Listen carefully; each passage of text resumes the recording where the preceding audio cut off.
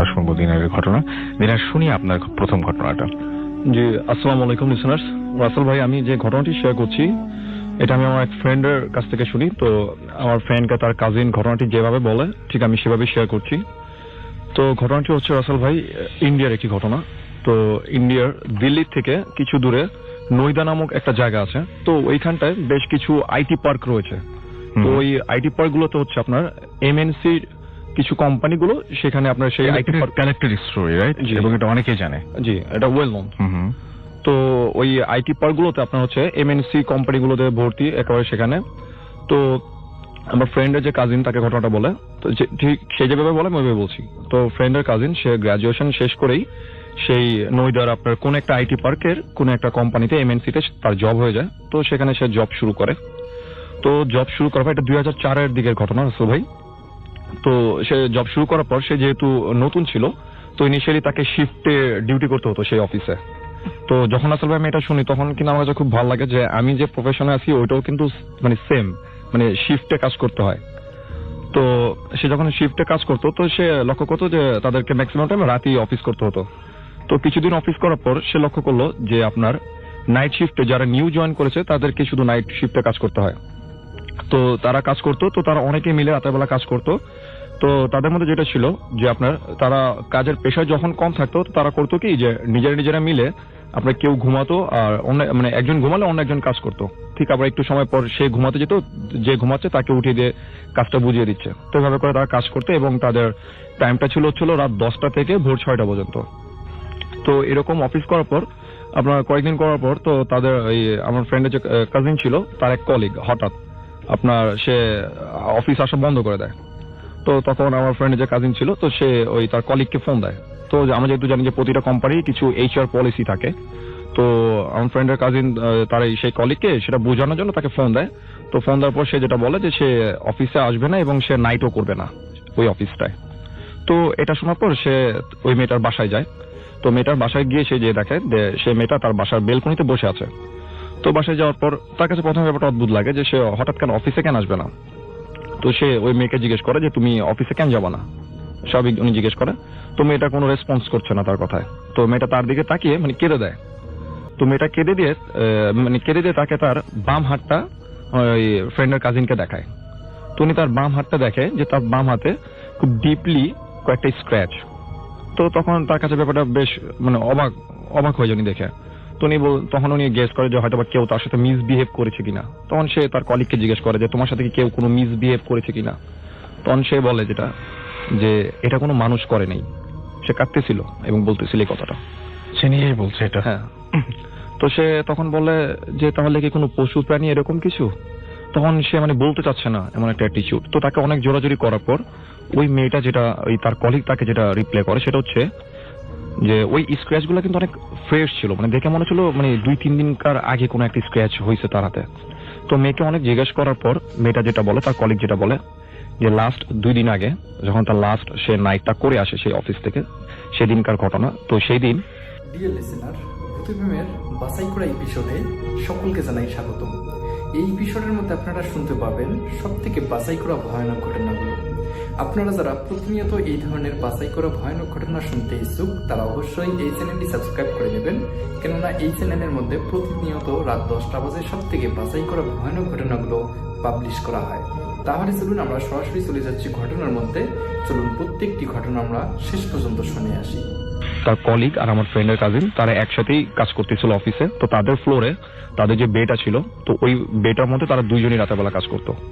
তো আমার ফ্রেন্ডের যে কাজিন ছিল সে হচ্ছে কি সে ব্রেক নিয়ে ঘুমিয়েছিল তার ডেস্কের মধ্যে। তো আর তার কলিগ যে সে কাজ করছিল তো সে তখন নেট সার্ফিং করতেছিল। তখন মোস্ট অ্যারাউন্ড আপনার 3টা কি 3:30 হবে রাত। তো এই সময় তাদের পাশের ডেস্কে ফোন বেজে ওঠে। তো তার কলিগ গিয়ে সেই তার ডেস্ক থেকে উঠে ওই ডেস্কের ফোনটা পিক করতে যায়। যখনই সে ফোনটা পিক করতে যায় তখন ফোনটা কেটে যায়। তো সে আবার তখন সে তার নিজের ডেস্কে চলে এসে তো নিজের ডেস্কে আসার পর সে ভাবতেছিল যে ওই ডেস্কে তো আসলে ফোন আসার কথা না, কারণ ওই ডেস্কটায় যিনি বসেন তিনি হচ্ছে তাদের একজন সিনিয়র অফিসার এবং তার শিফট হচ্ছিল ডেতে, মর্নিং এ। তো অবভিয়াসলি তার ডেস্কে রাতের বেলা কোনো ফোন আসার কথাই না। তো যাই হোক সে আর মানে ততটা ব্যাপারটা সিরিয়াসলি নেয়নি। তো সে চিন্তা করলো যে আমি একটু ওয়াশরুমে গিয়ে ফ্রেশ হই। তার কলিগ চিন্তা করতে যে সে ওয়াশরুম থেকে ফ্রেশ হয়ে এসে সে আমার ফ্রেন্ডের কাজিনকে উঠিয়ে দিবে এবং সে একটা ন্যাপ নিবে। তো যেই সে ওয়াশরুমের দিকে যায়, তো ওয়াশরুমে গিয়ে উনি ফ্রেশ হয়। তো ফ্রেশ হওয়ার পর রাসেল ভাই, আমি আগেই বলেছি যে ওই বেটাতে কিন্তু তারা দুইজনই ছিলেন। তো উনি যখন সে ওয়াশরুম থেকে বের হয়, তো উনি ফিল করলেন কোনো মানে কেউ হবে না ওখানে, আর কেউ ছিল না। উনি জাস্ট ফিল করলেন যে কিছু একটা এসে তার বাম হাতের আর্মসের দিকে জাস্ট ব্রাশ করে দিল। ব্রাশটা এরকম ছিল যে আপনার শার্প কোনো ব্লেড অথবা সেফটি পিনস টাইপের কিছু দিয়ে যদি ঘষা দিলে যেরকম হবে ঠিক ওই রকম একটা স্ক্র্যাচ, এবং যে জায়গাটা স্ক্র্যাচ পড়েছে ওই জায়গার মাংসপেশিগুলো আপনি স্কুইল করতেছিল। আচ্ছা। তো সে এটা দেখে সে চারপাশে দেখে যে সেখানে কেউ নেই সে ছাড়া, এবং সে কোনো কিছুর সাথে মানে আঘাতপ্রাপ্ত হয়নি যে এরকম কিছু একটা হবে। তো সে সেটা ধরে হাত দিয়ে চেপে ধরে আপনার সে আগে বাড়তেছিল। তো আগে বাড়ার সময় সে লক্ষ্য করলো যে তার যে কলিগ, যে আমার ফ্রেন্ডের যে কাজিন, সে যে মাথা রেখে ডেস্কে ঘুমাচ্ছিল তার পাশে আরো দুজন মানুষ। আচ্ছা। দূরে থেকে তার কাছে মনে হচ্ছিল। তো এটা দেখার পর সে একটু স্লো হয়ে যায়। আচ্ছা। তো সে কাছাকাছি যাওয়ার পর লক্ষ্য করলো যে আসলে সেই দুইটা কোনো হিউম্যান বডি না, শ্যাডোর টাইপের কিছু একটা ফিগার হবে। দুইটা ফিগার ঠিক পাশের ডেস্কে ঠিক ওর মতো করেই শুয়ে আছে। তো সাডেন টাইম যেটা হয় যে আমার ফ্রেন্ডের কাজিনের ডেস্কে আপনার ফোন আসে, ওনাদের সুপারভাইজার উনি ফোন দেন, কিছু অর্ডারের কিছু কাজ ছিল। আচ্ছা। তো ওই আমার ফ্রেন্ডের কাজিন সে উঠে ফোনটা পিক করে, তো স্বাভাবিকভাবে উনি কথাটা বলেন। তো এটা দেখার পর সে একটু সাহস পায়, তো সে তার সামনে গিয়ে হেঁটে গিয়ে বসে, এবং সে কিন্তু পুরো ট্রমাটাইজ একেবারে মানে ভীত সন্ত্রস্ত হয়ে বসে আছে, কোনো কথা বলতেছে না। তখন ফ্রেন্ডের কাজিন তাকে কয়েকটা কোশ্চেন করে, বাট সে কোনো রিপ্লে করতেছে না, সে একেবারে মানে ট্রমা হয়ে আছে। তো যাই হোক, সে ব্যাপারটা করেনি। তো সকালবেলা সে মেয়েটা বাসায় চলে যায়। তো তারপর থেকে হচ্ছে তার এই ঘটনা, সে অফিসে যাবে না।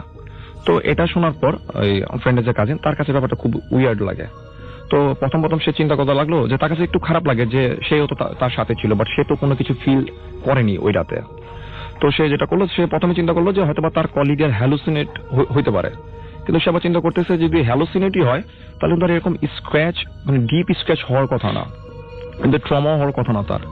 তো যাই হোক, সে ওই বাসা থেকে চলে আসে। তো সে বাসা থেকে চলে এসে সে অফিসে তাদের সুপারভাইজার যিনি ছিলেন তাকে ঘটনাটা পুরোটা খুলে বলে সেই অফিস সম্পর্কে, যে ওই কলিগের সাথে এরকম কিছু ঘটনা ঘটেছে।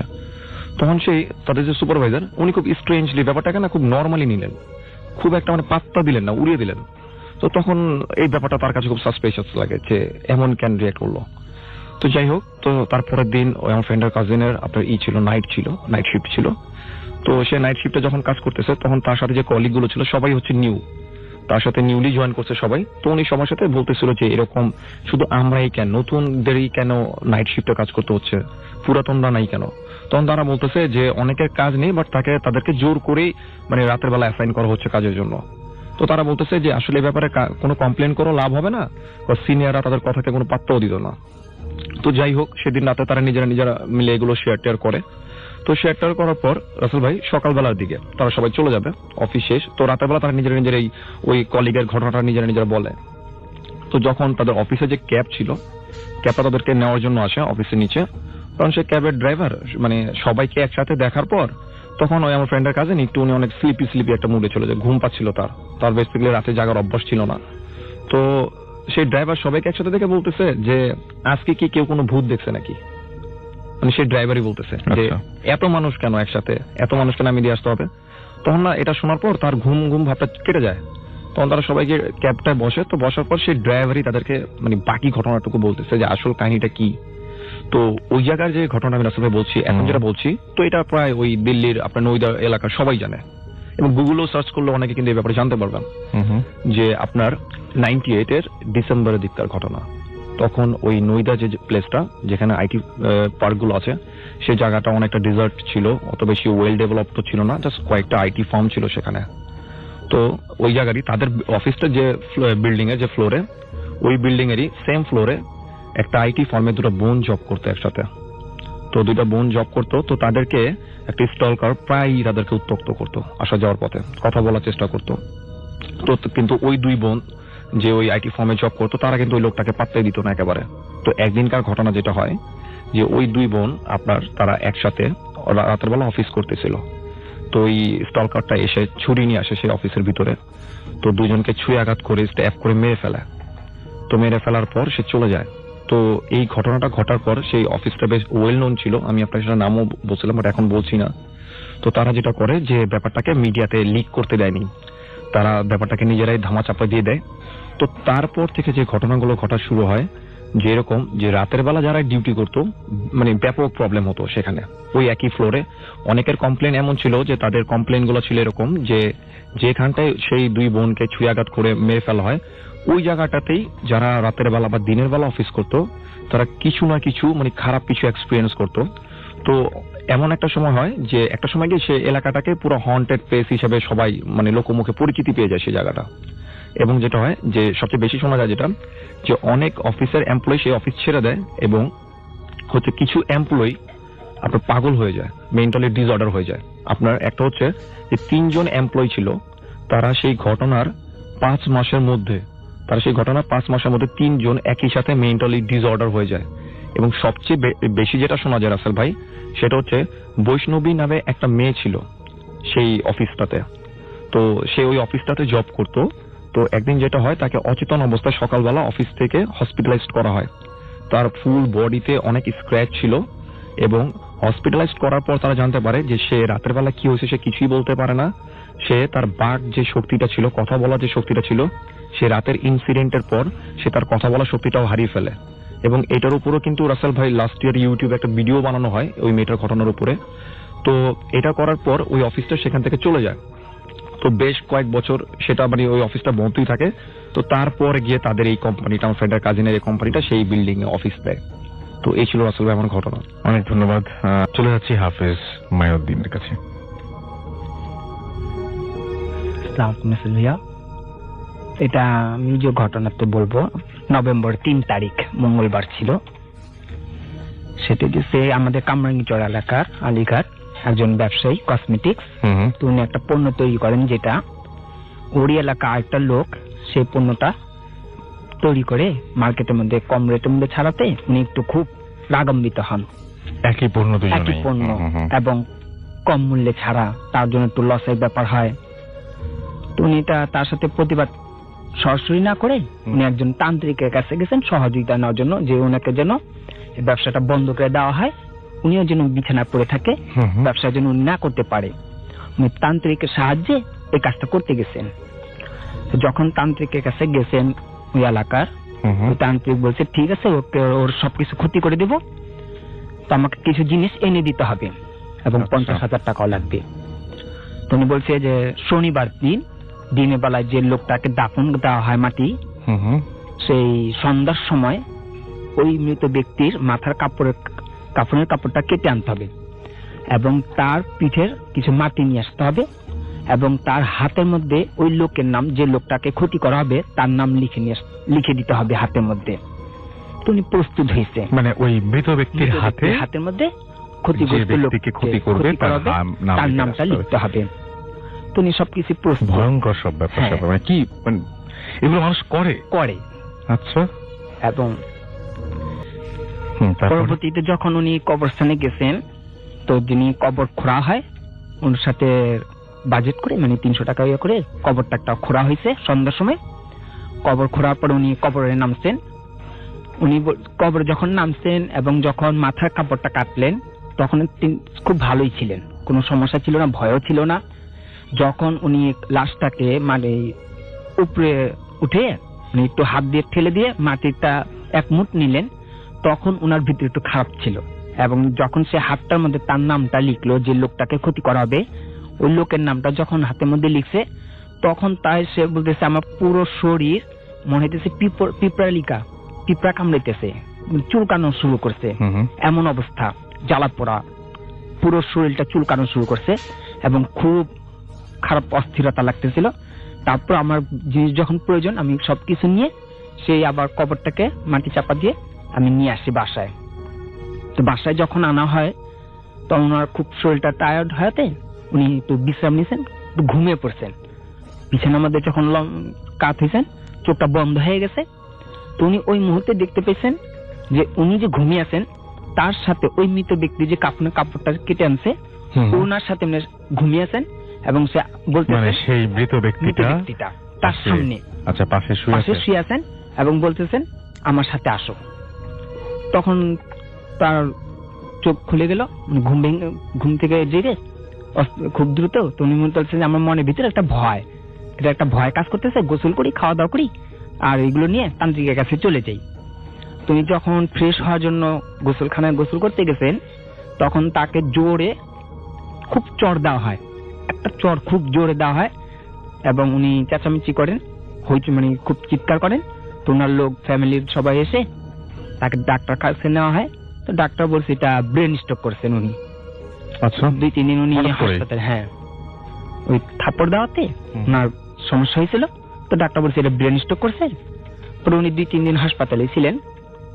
তো যখন হাসপাতালে ছিলেন, হাসপাতাল থেকে আসলেন বাসায়, আসার পর তার একই অবস্থা, যে উনি যে একটু ভালো স্বাস্থ্য ছিল, গায়ের রংটা পরিষ্কারই ছিল, কিন্তু যখন আসতেন উনি 2 দিনের মধ্যে এমন শুকানো হয়েছে একেবারে কঙ্কালের মতো, আর একটু পুরোটা শরীর কালো মানে খুব কালো হয়ে গেছে, কালো বর্ণ হয়ে গেছে শরীরটা। তা এবং তার ছটপট অস্থিরতা দেখে ওনার ঘরের মেম্বারশিপ, যে আমার একজন পরিচিত ছিল, তিনি আমাকে নিয়ে গেছে যে আসো আমার ভাইয়া, কি জন্য একটু পরিস্থিতি ভালো না, একটু ঝেড়ে দিতে পারো। তো যখন আমি তাকে দেখতে গেছি, তো ওনার পরিস্থিতি দেখেই আমি বলে দিছি যে না, ওর তো পরিস্থিতি ভালো না, প্রচুর খারাপ, ওর অবস্থা অনেক ভালো না, এই লোকটা অসুবিধা ভালো না, ও অনেক বড় খারাপ একটা। কিছু কথা বলার পর ওই লোকটা আমার দিকে তাকিয়েছে, তাকে একটু কান্না করলো, খুব কান্না করলো। পরবর্তীতে আমি যখন তাকে ঠিক করার জন্য একটু ঝাড়বো, যখন আমি তার দুটা মাথার মধ্যে একটু হাত রাখি, ওই মুহূর্তের মধ্যে আমার উপর আঘাত আসে, মানে পুরো হাত এবং মাথার মধ্যে আমি দিয়েছি যে আমাকে খুব মারতেছে, খুব থাপড় দিতেছে, ও খুব উল্টো পাল্টো, এবং এই 2 পাশে, গলার 2 পাশে কামড় দেওয়া আছে, হাতের মধ্যে পুরো আঁচড় দেওয়া, আমাকে খুব মারতেছে। তো আমি ওনাকে একটা ধাক্কা দিয়ে উনি অজ্ঞান হয়ে পড়েছে। আমি আমার কাজ, আমার নিজেকে সেভের জন্য আমি আমার দোয়া পড়ে নিজেকে শরীর বন্ধ করলাম।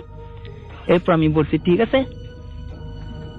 ওনাকে আমি সুস্থ করি, ওনাকে একটু জ্ঞানটা ফিরুক, আমি কাজ এখনো আরো রাত্র করব, আর ওনাকে রাত্রবেলা গোসল করিয়ে 2 রাকাত নামাজ পড়ে তওবা করতে হবে।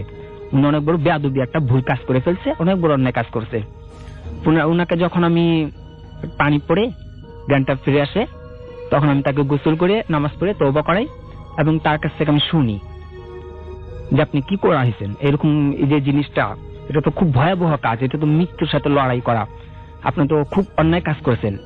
তো উনি আমাকে সবকিছু খুলে বলে যে আমি একটা লোকের সমস্যা, ওনাকে ব্যবসাটা ডাউন করার জন্য তাকে আমি এইগুলো জিনিস করতে গেছিলাম। তো আমি বলছি ওই জিনিসগুলো আমাকে দিয়ে দেন। তো আমাকে এই কাপড়টা, মাটি সবগুলো দিয়ে দেয়। এখন পর্যন্ত তাকে আমি বলছি ঠিক আছে, আমি তো আছি, আপনাকে আমি কাজ করে দিলাম। তো উনি এখন পর্যন্ত, আজকে 3 তারিখ, আজকে 6 তারিখ, এই আজকে 3 দিন, উনি আমাকে শুধু বলছিল যে ভাই আমি এখনো সেই লাশটাকে দেখতে পাই, আমাকে শুধু একটাই বলে যে আমার সামনে, আমার সাথে আসো, তুমি আমার সাথে। এখন আজকেও আমি যখন আসতেছিলাম, তুমি আমাকে ফোন করে বলছে ভাইয়া আমার আসবেন না আজকে, কারণ আমি এখনো দেখতেছি, আমাকে সেই লাশটা আমাকে এখনো ডাকে যে আমার সাথে আসো। ওকে, আমরা চলে যাচ্ছি আমাদের নতুন অতিথির কাছে। আপনার নামটা প্লিজ একটু বলবেন এবং আপনি কোথা থেকে এসেছেন সেটাকে শুনে ফেলি। আমি লুসি বলছি, আমি আমার বাসা ফরিদাবাদ এলাকায়। জি। আমি এখন বর্তমানে লক্ষ্মীবাজার আছি। জি, ওকে। আচ্ছা, আপনার জীবনে অনেকগুলো ঘটনা ঘটেছিল। যখন আপনি একদম ছোট ছিলেন তখন থেকে এই ঘটনা শুরু, এবং তখন আপনার বয়স কত ছিল যখন আপনি প্রথম বুঝতে পারলেন যে আপনার সাথে প্যারানর্মাল কোনো কিছু ঘটেছে বা আপনাদের ফ্যামিলিতে প্যারানর্মাল কোনো কিছু ঘটেছে? তখন বয়স কত ছিল? আমার ফ্যামিলিতে যখন থেকে একটু বুঝতে শিখেছি, কথা বলতে পারি সবার সাথে সুন্দর করে গুছিয়ে, ভাই বোন আছে, আমরা 6 জন ভাই বোন, বাবা মা আছে। আমার বয়স তখন 4 থেকে 5 বছর। তখন থেকে আমি বুঝতে শিখেছি কিছু, তারপরে অনেক কিছু নিজ কানে শুনেছি। জি। তো ভয় ভীতির ব্যাপারটা তখন থেকেই শুরু হয়েছে। আমার বাসার ছাদে রেগুলার শব্দ হতো, বাবা ছিলেন তখন বেঁচে। তো বাবা আমাদেরকে রেগুলার নামাজ পড়াতেন। আমি ছোট ছিলাম, তারপর আমার ছাড় ছিল না, নামাজ পড়ানো হতো আমাদেরকে। তারপরেও দেখা যেত যে বাসায় কিছু না কিছু, বিশেষ করে আর কি মাঝরাতে 12টার পর থেকে অনেক রকম শব্দ শোনা যেত, ভয়ঙ্কর কিছু শব্দ, ছাদের উপরে শিলপাটা ঘষার আওয়াজ পাওয়া যেত। তো বাবা দৌড়ে বের হতো, বের হয়ে ছাদ পর্যন্ত চলে যেত, গিয়ে দেখতেন যে না এগুলো কিছুই না, কিন্তু তারপরে আবার নিচে আসলে সেই শব্দ। তো এরকম অনেক কিছুই ছোট থেকে দেখতে দেখতেই বড় হয়েছি, কিন্তু বড় হওয়ার পরে যেগুলো আমার সাথে ঘটেছে প্রায় প্যারানর্মাল কিছু ঘটেই যেত। দেখা যেত যে কিছুদিন পর পর কিছু না কিছু হচ্ছেই, একটার পর একটা চলছে। আমার বাসায়, আমি আমার নিজ বাসায় থেকে আমার বাচ্চা স্কুলে পড়াবো, স্কুলে পড়ানোর জন্য আমি বাসা ভাড়া করি, গ্যান্ডেরিয়ায় একটা বাসায় আমি আসি। সেখানে অনেক কিছু ঘটেছে। তার মধ্যে যখন নতুন প্রথম গিয়েছি, তো হঠাৎ কারেন্ট চলে গেছে বাসায় যাওয়ার 3-4 দিন পরেই। নতুন বাড়ি, তখন বিশাল বাড়ি আমার। তো সন্ধ্যার সময়টা আমি রান্না করছিলাম, হঠাৎ করে কারেন্ট চলে গেল রাত 8টার দিকে। তো আমি সাথে সাথে ক্যান্ডেল ছিল চুলার পাশে, ক্যান্ডেল জেলে আমি রান্না করা শুরু করছি। আর বাচ্চা, আমার মেয়ে আর মেয়ের বাবা পাশে রুমে ছিল। তো তখনও আমি বাসা সম্পর্কে আমার তেমন কোনো অভিজ্ঞতা না, সেদিনটাই ছিল আমার প্রথম অভিজ্ঞতা। তো হঠাৎ করে অন্ধকারে আমার পিছন দিক থেকে জামাটা ধরে কেউ টান দিল, এমন বোঝা গেল যে কেউ টানছে, একটা টান দিয়েছে। হঠাৎ করে আমি পিছে তাকালাম যে কি ব্যাপার, আমার বাচ্চা টান দিল এইভাবে, আর ও হাতে এত উপরে আসলো কিভাবে, বাচ্চা তো ছোট। তো আমি তাকাইছি, দেখি কেউ নাই, দৌড়ে বেডরুমে চলে গেছি, দেখি ওর বাবা আর মেয়ে বসে বসে হাসছে, ওরা বসে মোবাইল নিয়ে খেলছে, গেম খেলছে। তা আমি খুব ভয় পেয়েছি। তখন ওর বাবাকে বললাম যে এরকম টান দিয়েছে, তারা হাসাহাসি করে উড়াই দিল। যাই হোক, এরপরে যেটা ঘটে ওই নতুন বাসায়, যে প্রতিদিন আমি দুপুরের দিকে, মানে যেটা রোজ হচ্ছে আমার সাথে, যে কান্নার আওয়াজ পাওয়া যায়।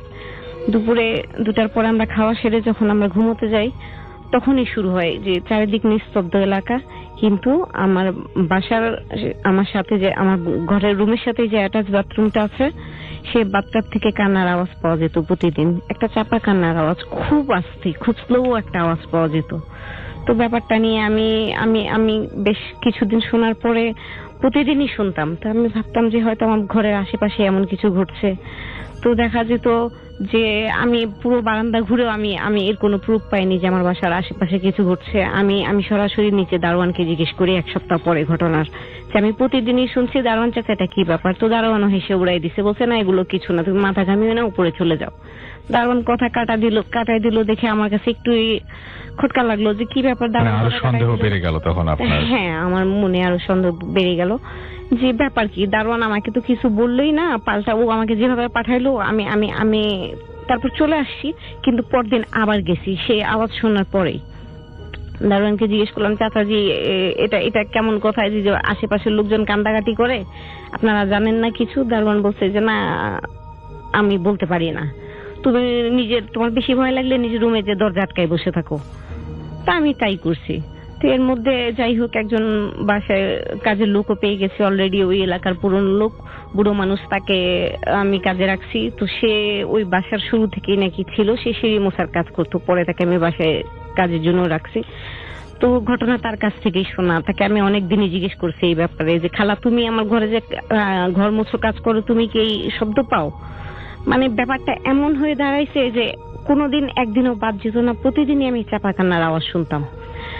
তো সেই বুয়া না পেরে আমাকে বলছে যে ঠিক আছে, তুমি আবার আমি কিছু বললে তুমি বাসা ছেড়ে চলে যাবা না তো? আমি বলছি না খালা, আমি যাব কেন, এত ভীতু লোক আমি না। তো খালা তারপরে একদিন না পেরে, আমি যখন ওকে রেগুলার প্রশ্ন করতাম, বিরক্ত করতাম, সে একদিন না পেরে বলছে যে হ্যাঁ, এবার সেই শুরু থেকে আমি আছি। তো তোমার যে এই যে তোমার যে তুমি যে ফ্ল্যাটটা নিছো, এটা বাড়িওয়ালা নিজের জন্য তৈরি করছে, আর এটা প্রায় 8 মাস কি 1 বছর বন্ধ ছিল। এটার মধ্যে কোনো ভাড়াটিয়া ছিল না, ঘরটা বন্ধই থাকতো।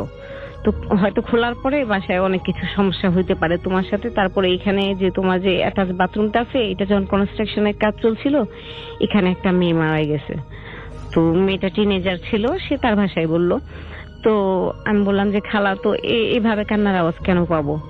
তো সে না পেরে সে প্রথমে আমাকে বলতে চায়নি, হেসে উড়াই দিছে, বলছে কি তুমি কি বাসা ছেড়ে চলে যাবা নাকি? আবার শুনলাম যে না খালা আমি এইসব কিছু ভয় পাই না। তখন সে বললো যে এরকম এখানে একটা দুর্ঘটনা ঘটছে, মেয়েটার সাথে রেপ হয়েছে। তখন মেয়েটাকে ওই বিল্ডিং এরই কিছু লেবার এখানে এই কনস্ট্রাকশনের কাজ চলাকালীন সময় তাকে ঝোলাই দেওয়া হয়েছে ওই বাথরুমটায়, মানে আপনার যে বাথরুমটা ছিল সেই বাথরুমে, সেটা তখন ইট দিয়ে ঘেরা ছিল, কনস্ট্রাকশনের কাজ চলছিল।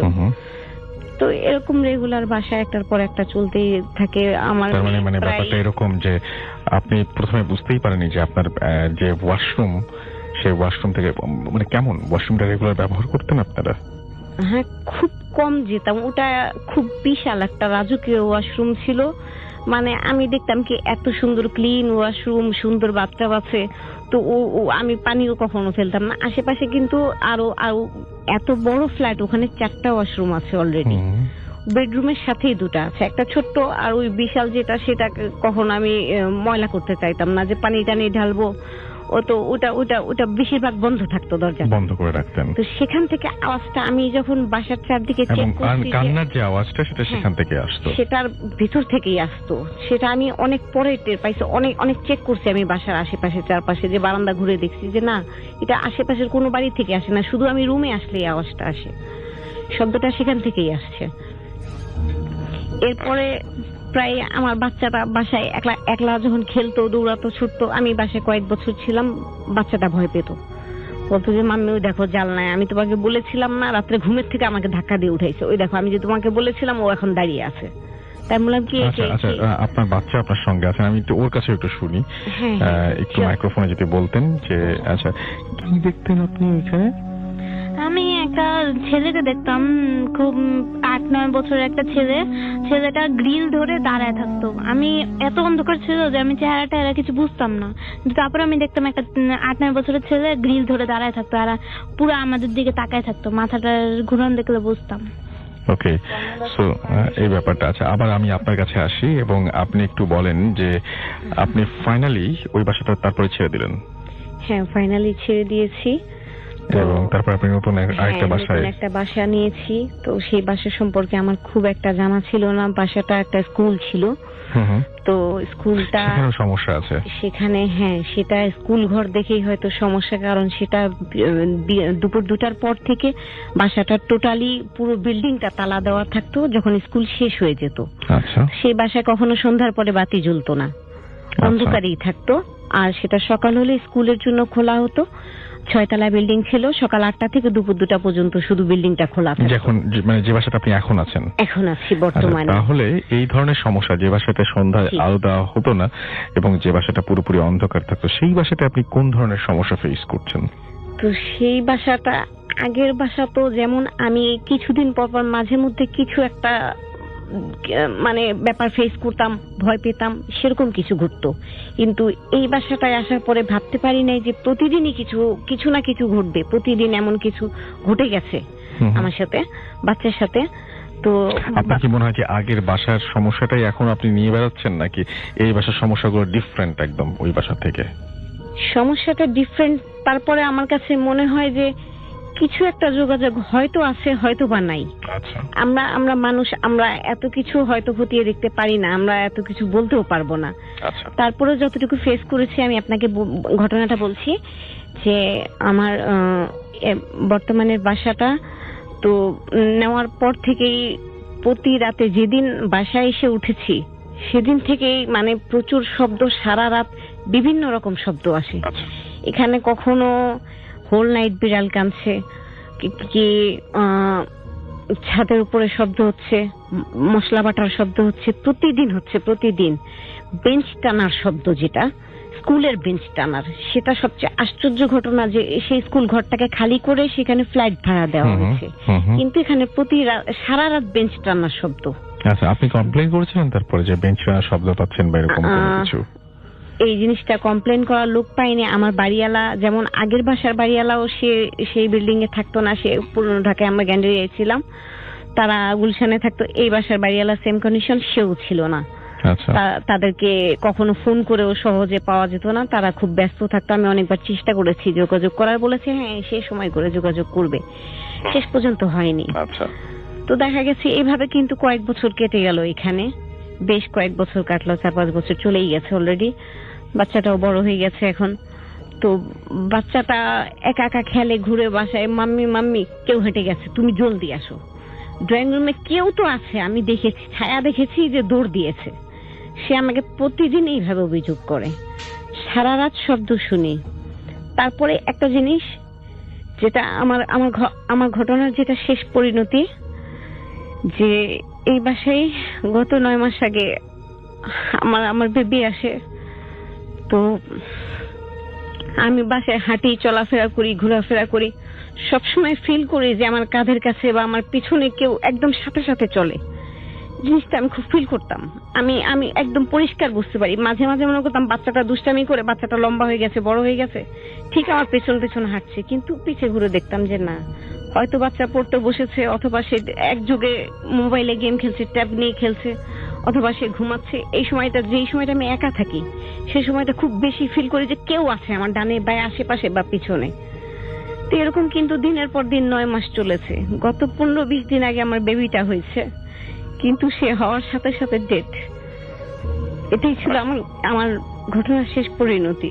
তো আমার কাছে মনে হয় যে কিছু যোগাযোগ আছে আমার বাসার সাথে, আমার সাথে, না হলে এত বড় দুর্ঘটনা আমার সাথে ঘটতে পারে না। আর আমার বেবিটা খুব হেলদি ছিল, খুব হৃষ্টপুষ্ট বাচ্চা, মানে অদ্ভুত সুন্দর একটা বাচ্চা ছিল।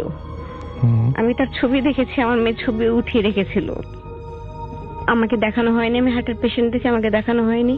তবে সেটাই ছিল আমার শেষ পরিণতি এই বাসায়। এরপরে কি ঘটবে আমি জানি না। আমি এখন আর বাসা ছাড়ার চিন্তা করি না, যে এর চেয়ে বড় দুর্ঘটনা তো আর মানুষের জীবনে হতে পারে না। সেটা হয়ে গেছে অলরেডি, ঘটনা ঘটে গেছে যে আমার বেবিটা আমার কাছ থেকে চলে গেছে। বেবিটা হওয়ার সময় মারা যায়। জি, ওকে।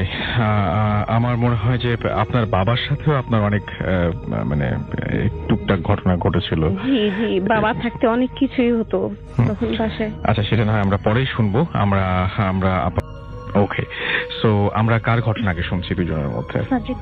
আচ্ছা আচ্ছা, ঠিক আছে, আমি স্টার্ট করি। জি। আমার এটা নিজের জীবনের ঘটনা না, এটা আমি আমার ফার্স্ট কাজিনের কাছ থেকে শুনেছি, কিন্তু এটা একটি সত্যি ঘটনা। ওকে। এই ঘটনাটি আসলে বরিশালে। তো যেহেতু এটা আমাদের ক্লোজ রিলেটিভসদের মধ্যেই, তাই আমি আসলে ওনাদের নাম এখানে বলছি না, দরকার নাই। তো জিনিসটা হয়েছিল যে বরিশাল শহর থেকে 11 কিলোমিটার দূরে একটি জায়গা আছে, ওখানে একটা দিঘি আছে। দিঘিটার নাম দুর্গাসাগর, অনেকেই হয়তো বা চিনে থাকবেন। তো ওই দিঘিটার কিন্তু একটা ইতিহাস আছে, মেবি আপনারা জানতে পারেন। সেটা হচ্ছে যে ওখানে যখন একজন রাজা ছিলেন, তো উনি ওনার রানীকে বলেছিলেন যে তুমি দেখি কতটুকুন হাঁটতে পারো, তুমি যত দূর পর্যন্ত হেঁটে ঘুরে আসতে পারবা, আমি তত বড় একটা পুকুর বানাবো, এবং এই পুকুরটা খুবই সৌভাগ্য নিয়ে আসবে মানুষের জন্য। এবং ওখান থেকে যেটা স্টার্ট হয়েছিল যে মানে ওই পুকুরটা থেকে অনেক মানুষ যদি কিছু চাইতো, তার মনের আশা পূর্ণ হয়ে যেত। এবং ওখানে ওরা যেটা উইশ করতো, ধরেন যে যদি কিছু, অনেক গরিব মানুষ আছে তাদের কাপড় থাকতো না, বা ক্রোকারিজ, আপনিও বলেছিলেন যে ক্রোকারিজ ভেসে উঠতো, কিন্তু এখানে জায়গাটা, হ্যাঁ, এবং এটা কিন্তু মানে এখানে একটা কন্ডিশন ছিল যে ওগুলো আপনাকে আবার ফেরত দিতে হবে, ইউজের পর ফেরত দিতে হবে। তো এরকম একজন লোক পরবর্তীতে আর ফেরত দেয়নি দেখে, মানে ওইখান থেকে জিনিসটা ভেসে ওঠাটা কিন্তু বন্ধ হয়ে যায়। কিন্তু এখনো কিন্তু ওই জায়গাটা খুবই পপুলার। হ্যাঁ, তো যাই হোক, আমার ঘটনাটা যাদেরকে নিয়ে, ওইটা একটা বিয়ের ঘটনা থেকে স্টার্ট হয়েছে। সেটা হচ্ছে যে বরিশাল শহরে বিয়ের পর, মানে বর বউ নিয়ে ওই জায়গাটা থেকে যখন ক্রস করছিল তখন ফটোশুটের জন্য এখানে একটু থামে। এবং আপনাকে বলে রাখি যে ওখানে কিন্তু মানে যেহেতু অনেক আগের এই জায়গাটা, তো সেখানে অনেক বট গাছ আছে, অনেক অন্যান্য পুরনো গাছপালা আছে, এবং ওগুলো থেকে আপনি দেখতে পাবেন যে ওই শিকড়গুলো ঝুলে থাকে না, অনেক সময় বোঝা যায়। হ্যাঁ, অনেক পুরনো বোঝা যায় হ্যাঁ, দেখেই। তো ওখান থেকে মানে মফস্বল এরিয়া, তো ওখানে সবাই নেমে ফটোশুট করেছে, তারপর আবার বউ নিয়ে রওনা হয়েছে। তখন সময়টা ছিল আসলে বিকেলের দিকে। হ্যাঁ, প্রায় সন্ধ্যা হবে, তার মানে কিছুক্ষণের মধ্যে। এক্স্যাক্টলি। তো ওনারা কাছাকাছি একটি শহরে যাচ্ছিলেন, উপজেলা। তো ওখানে যাওয়ার পর তো নতুন বউ আসলে যেটা হয় আর কি, যে সবাই খুব আগ্রহ নিয়ে দেখতে আসে, বাসা ভর্তি মানুষজন থাকে। তো এইভাবে রাতটা কেটে যায়। তো সকালবেলা যখন মানে হাজবেন্ড ঘুম থেকে উঠে দেখে যে বউ নাই, তো এটা স্বাভাবিক জিনিস, বাইরে যেতেই পারে। তো উনি এখন না মানে আশেপাশের রুমে যাচ্ছিলেন, এবং গ্রামের বাড়িগুলো যেরকম হয় যে আপনার ঘরগুলো একটু ফাঁকা ফাঁকা থাকে, মাঝখানে হ্যাঁ হ্যাঁ উঠান থাকে মাঝখানে। তো উনি এই রুম করে করে মানে ওনার ওয়াইফকে খুঁজছিলেন। তো ওনার বড় ভাবি ওনাকে জিজ্ঞেস করলেন যে তোমার বউ কোথায়? তখন উনি বললেন যে আমি তো বলতে পারি না, কারণ আমিও তো আসলে দেখি নাই ঘুম থেকে উঠে। তো ওই থেকে খোঁজ বউকে আসলে কেউ খুঁজে পাচ্ছে না। তারপর অনেকক্ষণ পর সবাই খেয়াল করলো যে ওনাদের রুমের পাশে যে ওয়াশরুমটা আছে ওটা বন্ধ। তো ওখানে ধাক্কা দিয়ে আগে জিজ্ঞেস করলো, শিওর হতে চাইলো যে উনি ওখানে আছেন কিনা। তো ভেতর থেকে কেউ সাড়া দিচ্ছে না, কিন্তু দরজাটা বন্ধ। তখন হাজবেন্ড যেটা করলেন উনি একটা মই নিয়ে এসে ভেন্টিলেটর দিয়ে ওকে দিয়ে দেখার চেষ্টা করলেন যে ওখানে ওনার ওয়াইফ আছে কিনা। হ্যাঁ, তো দেখতে পেলেন যে ওনার ওয়াইফ মাথা নিচু করে বসে আছে, এবং মাথা থেকে চুল টেনে টেনে ছিটছেন। এবং এগুলি সবই আসলে সত্যি ঘটনা, মানে আমার কাজিন যেভাবে আমাকে বলেছে ওইটাই আমি বলছি। তারপর ওনাকে যখন ডাকলেন উনি তাকাচ্ছেন না। তারপর সবাই মিলে ঠিক করলো যে এখন দরজাটা তাহলে ভেঙে ফেলতে হবে। সবাই দরজাটা ভেঙে ফেলার পর ওনার হাজবেন্ডই প্রথমে গেলেন ভিতরে, যে তুমি উঠে আসো, তুমি কি হয়েছে তোমার বলো। তো উনি যেভাবে তাকালেন, এবং উনি উঠে দাঁড়িয়ে ওনার হাজবেন্ডকে অনেক জোরে আঘাত করলেন, যার কারণে ওনার হাজবেন্ড উল্টে পড়ে যায়। একদম নতুন বউ, মানে হ্যাঁ, জিনিসটা খুবই আনইউজুয়াল। এবং এইটা দেখে না মানে সবাই আসলে হতবাক হয়ে গেছে, মানে নতুন বউ এভাবে যদি মারধর শুরু করে। যাই হোক, তো তারপর তাকে 3-4 জন লোক মিলে তাকে আসলে টেনে বের করে। টেনে বের করার পর মানে উনি যে ধরনের কাণ্ডগুলো করা শুরু করলো, তখন মানে ধরেন যে আপনার চেয়ার উল্টে দূরে ছুঁড়ে ফেলা, মানে এগুলি কোনো খুব শক্তিশালী লোকজন না হলে সম্ভব হয় না, এবং পুরুষালী গলায় কথা বলা। তো তারপর যেহেতু একটু মফস্বল এরিয়া, তো আশেপাশে সবাই বললো যে হুজুর ডেকে আনো তোমরা। এরপরে ইন্টারেস্টিং ঘটনাগুলো আলটিমেটলি এরপরে। হ্যাঁ, তো হুজুর ডেকে আনো। তো হুজুর ডেকে আনার পর যেটা মানে উনি যেটা বললেন, উনি দূর থেকে দেখছেন, কাছেও যাচ্ছে না, মানে তার কাছে যাওয়া সাধ্য কারো নাই, তাকে বহুত কষ্টে আসলে বেঁধে রাখা হয়েছে। হ্যাঁ, তো হুজুর দেখে বলে কি যে এটা সামলানো আমার পক্ষে সম্ভব না, আপনারা আরো ভালো আরো কাউকে একটু নিয়ে আসেন। তো বরিশালের দিকে এরকম ভালো অনেকেই আছেন যারা আল্লাহর কালাম নিয়ে কাজ করেন। তো ওরকম একজনকে আনা হয়েছে। আনানোর পর যেটা মানে পাওয়া গেল যে ওই ওনাকে আসলে খারাপ জিনে যেটা বলে ভর করে।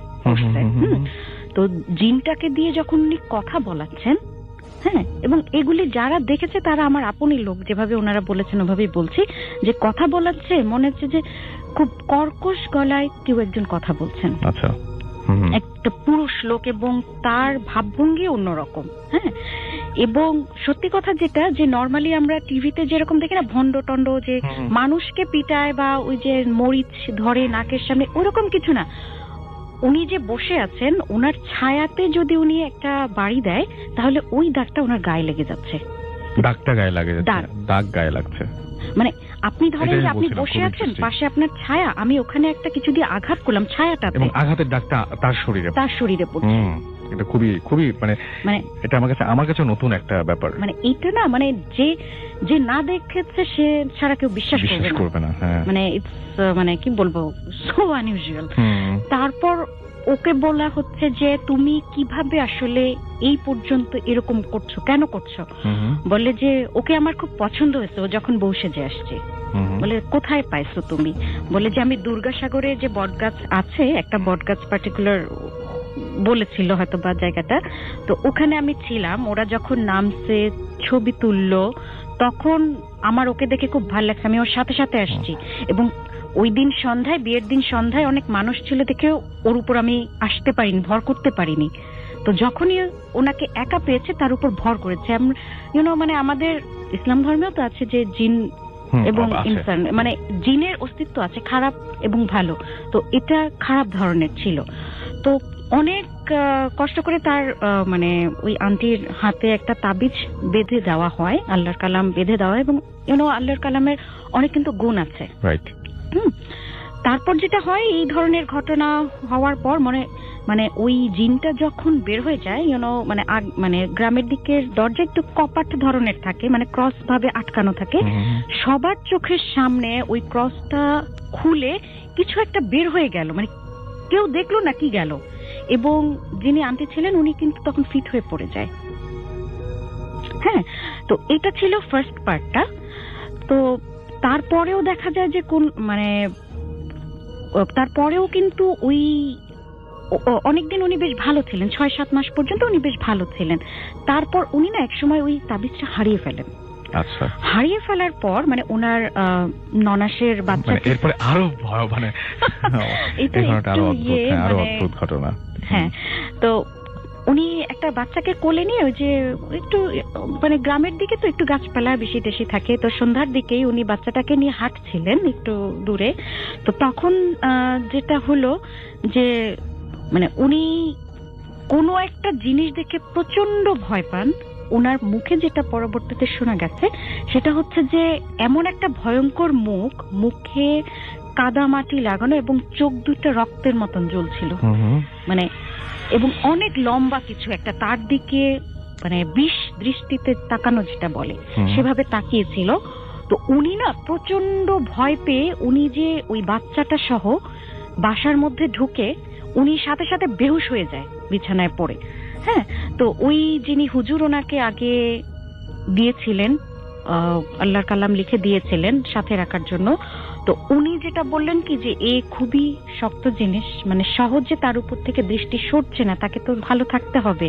হ্যাঁ, কারণ নাহলে তার মধ্যে যখন ভর করবে কেউ আটকাতে পারবে না। তখন হুজুর যেটা করলেন সেটা হচ্ছে যে আল্লাহর কালামটা লিখে উনি একটা পানিতে ভেজালেন। তাতে হলো কি যে কলমটার কালিগুলো ধুয়ে ওখানে চলে গেল এবং ওই পানিটা আসলে ওনার শরীরে ইনজেক্ট করানো হয়। আমি খাওয়ানো শুনেছি, আমি এটা প্রথম শুনলাম যে শরীরে ইনজেক্ট করানো হয়। এবং তারপরে কি ফল হয়েছিল? নিশ্চয়ই। হ্যাঁ, এখন পর্যন্ত কোনো সমস্যা নেই। ওনার একটা বড় মেয়েও আছে, মানে এটা ধরেন যে আমি বলছি প্রায় 9 থেকে 10 বছর আগের কথা। ওকে, থ্যাংক ইউ ভেরি মাচ। আমরা চলে যাচ্ছি আমাদের পরবর্তী অতিথির কাছে। আপনার নামটা প্লিজ একটু বলবেন? আমার নাম সাজিদ। আমি গ্রামীণ ফোনে আছি। আচ্ছা, আমার ঘটনাটা আমার নিজের লাইফেই ঘটা। আমার পার্সোনাল কাজে আমাকে সিঙ্গাপুর যেতে হয় প্রায়। তো এই ঘটনাটা হচ্ছে আমার লাস্ট টাইম সিঙ্গাপুর ভিজিটের সময়। তো আমরা সিঙ্গাপুরে স্বাভাবিকভাবে লিটল ইন্ডিয়াতে উঠি। তো ওইখানে আমরা যেই হোটেলে উঠি তার আশপাশেই রেস্টুরেন্ট খোলা থাকে এবং আমরা মানে সিঙ্গাপুরে স্বাভাবিকভাবে দিন রাত সবসময়ই রেস্টুরেন্ট খোলা থাকে। তো একদিনকার ঘটনা হয়েছে যে আমরা এরকম বিকালের দিকে ওখানে একটা বড় শপিং মল আছে, শপিং মলের সামনে দিয়ে যাচ্ছিলাম। সেখানে একটা হুইল চেয়ারে বসা একজন ভিক্ষুক টাইপেরই ছিলেন। ওখানে কেউ ডাইরেক্টলি বাংলাদেশের মতো ভিক্ষা চায় না, কোনো গান বাজনা বাজায় বা কিছু একটা করে, আর সামনে ব্যাগ রাখা থাকে, মানুষ ওখানে টাকা ফেলে যায়, $1-2 বা কয়েন ফেলে যেতে থাকে। তো উনি ওরকমই কিছু একটা করছিলেন। তো আমার হাতে পকেটে কিছু খুচরা ছিল, আমি ওখানে দিলাম। তো উনি ভদ্রলোক আমাকে মানে উনি ইন্ডিয়ান ছিলেন, আমাকে জিজ্ঞেস করছেন যে আর ইউ ফ্রম ইন্ডিয়া? তো আমি বললাম যে না, আই এম ফ্রম বাংলাদেশ। তো উনি বলছে oh you are Bangla man, thank you so much, এরকম। তো দ্যাট ওয়াজ ইট। তো আমার আবার ইনসিডেন্টালি ওই যেই জায়গায় আমরা ছিলাম ওখানে একটা মুসলিম শপ ছিল, আর ঠিক অপোজিটে বিল্ডিং এর আরেকটা থাই দোকান ছিল। তো আমার আবার ওই দিন খুব থাই একটা পার্টিকুলার স্যুপ খেতে ইচ্ছা করছিল, কিন্তু সাবরিনা অ্যালাউ করছিল না, আমি খেতে পারিনি। তো আমার প্ল্যান ছিল যে আমি রাত্রেবেলা যখন সাবরিনা ঘুমাবে আমি লুকিয়ে লুকিয়ে যাব, গিয়ে খেয়ে আসবো। তো এই জন্য ওকে বলি নাই, আমরা ও ঘুমায় গেছে, আমি রাত্রেবেলা চুপচাপ টিভি টেলিভিশন দেখছি। ধরেন 3টা-4টার দিকে আমি আরামসে হোটেল থেকে বেরিয়ে যে 2টা কি কার্ড থাকে একটা নিয়ে চলে গেলাম রেস্টুরেন্টে। রেস্টুরেন্ট খোলা আছে, সব লোকজন আছে পাবলিকটা। তো আমি ওই রেস্টুরেন্টে বসে খাবার অর্ডার দিয়ে স্যুপ অর্ডার দিয়ে বসে গেলাম। ইন্টারেস্টিংলি আমি দেখলাম ঠিক রাস্তার অপোজিটেই হচ্ছে ওই মলটা, যেটা বন্ধ হয়ে গেছে, এবং ওইখানে ওই ভদ্রলোক বসে আছেন এবং আমাদেরকে তাকে মিটমিট করে হাসছে। আমার খুবই অদ্ভুত লাগলো যে এত রাতেও এই লোকটা ভিক্ষা করছে। তা আমি তখন চিন্তা করলাম যে বাপরে, এখানে দেখি দোকানও খোলা থাকে রাত দিন, ভিক্ষুকও থাকে রাত দিন, এরাও তো দেখি ঘুমায় না। তো আমি আমার যে ওয়েটার আসলো তাকে জিজ্ঞেস করলাম যে আচ্ছা এই লোক এখনো ভিক্ষা করে? তো ওয়েটার আমার দিকে এমন ভাবে তাকালো যে আমি পাগল। তারপর আমি পাশের আরেক ভদ্রলোককেও জিজ্ঞেস করলাম যে আচ্ছা ওই লোকটা বসে আছে, এত রাতে বসে আছে, সেও আমার দিকে এমন ভাবে তাকাচ্ছে যে না আমি একটা পাগল, কি বলতেছি কোনো ঠিক ঠিকানা নাই। কিছুক্ষণ পর আমি খেয়াল করলাম আমি আসলে ওই লোকটাকে আমি একাই দেখতে পাচ্ছি, আর কেউ আসলে দেখতে পাচ্ছে না। তো আমি আর খুব একটা কথা বাড়ালাম না, ভয়ে আমার মোটামুটি হাত পা ঠান্ডা হয়ে গেল, স্যুপ আর খাওয়া হলো না।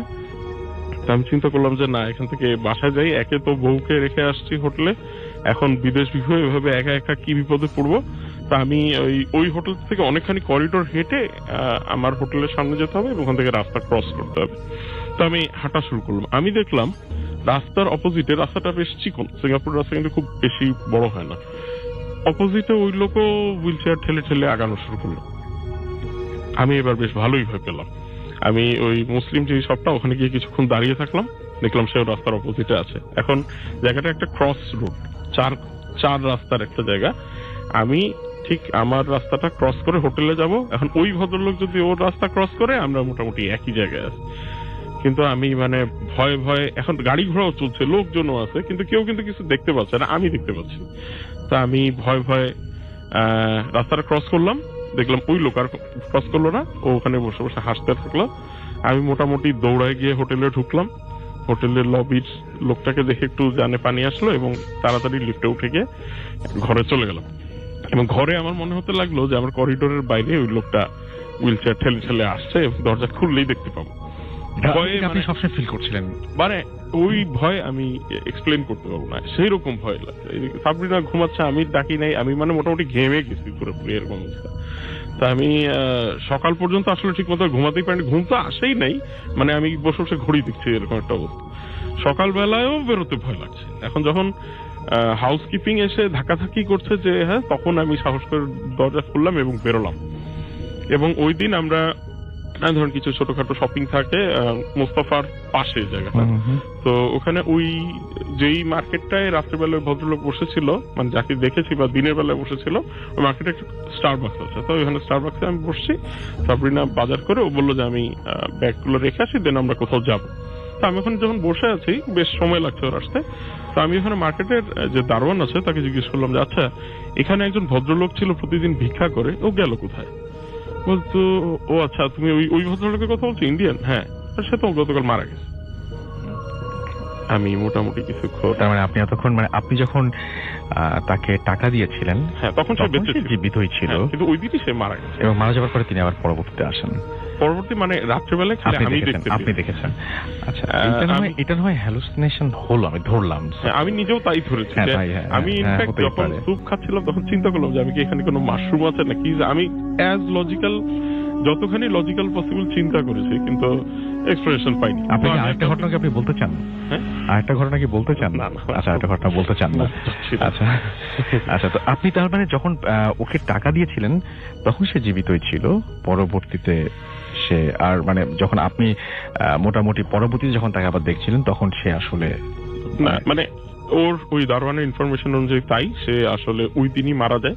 রাত্রেবেলায় আমি যাকে দেখেছি তার বেঁচে থাকার কথা না, এবং মানে খুব নর্মাল ভাবে সে রাত্রেবেলায় মিটমিট করে, মানে জিনিসটা অস্বাভাবিক। আপনি ভয়াবহ অস্বাভাবিক। সেটাই, ফকিরকে যদি রাত্রেবেলায় বন্ধ মার্কেটের সামনে বসে থাকতে দেখেন এবং আপনি ঠিক রাস্তা ক্রস করেছেন, আমি ইভেন গায়ে চিমটি টিমটি দিয়ে দেখলাম যে আমি কি ঘুমাচ্ছিলাম না কি করছিলাম, আমি দেখি আমি পুরোপুরি সজাগভাবে তাকে দেখতে পাচ্ছি।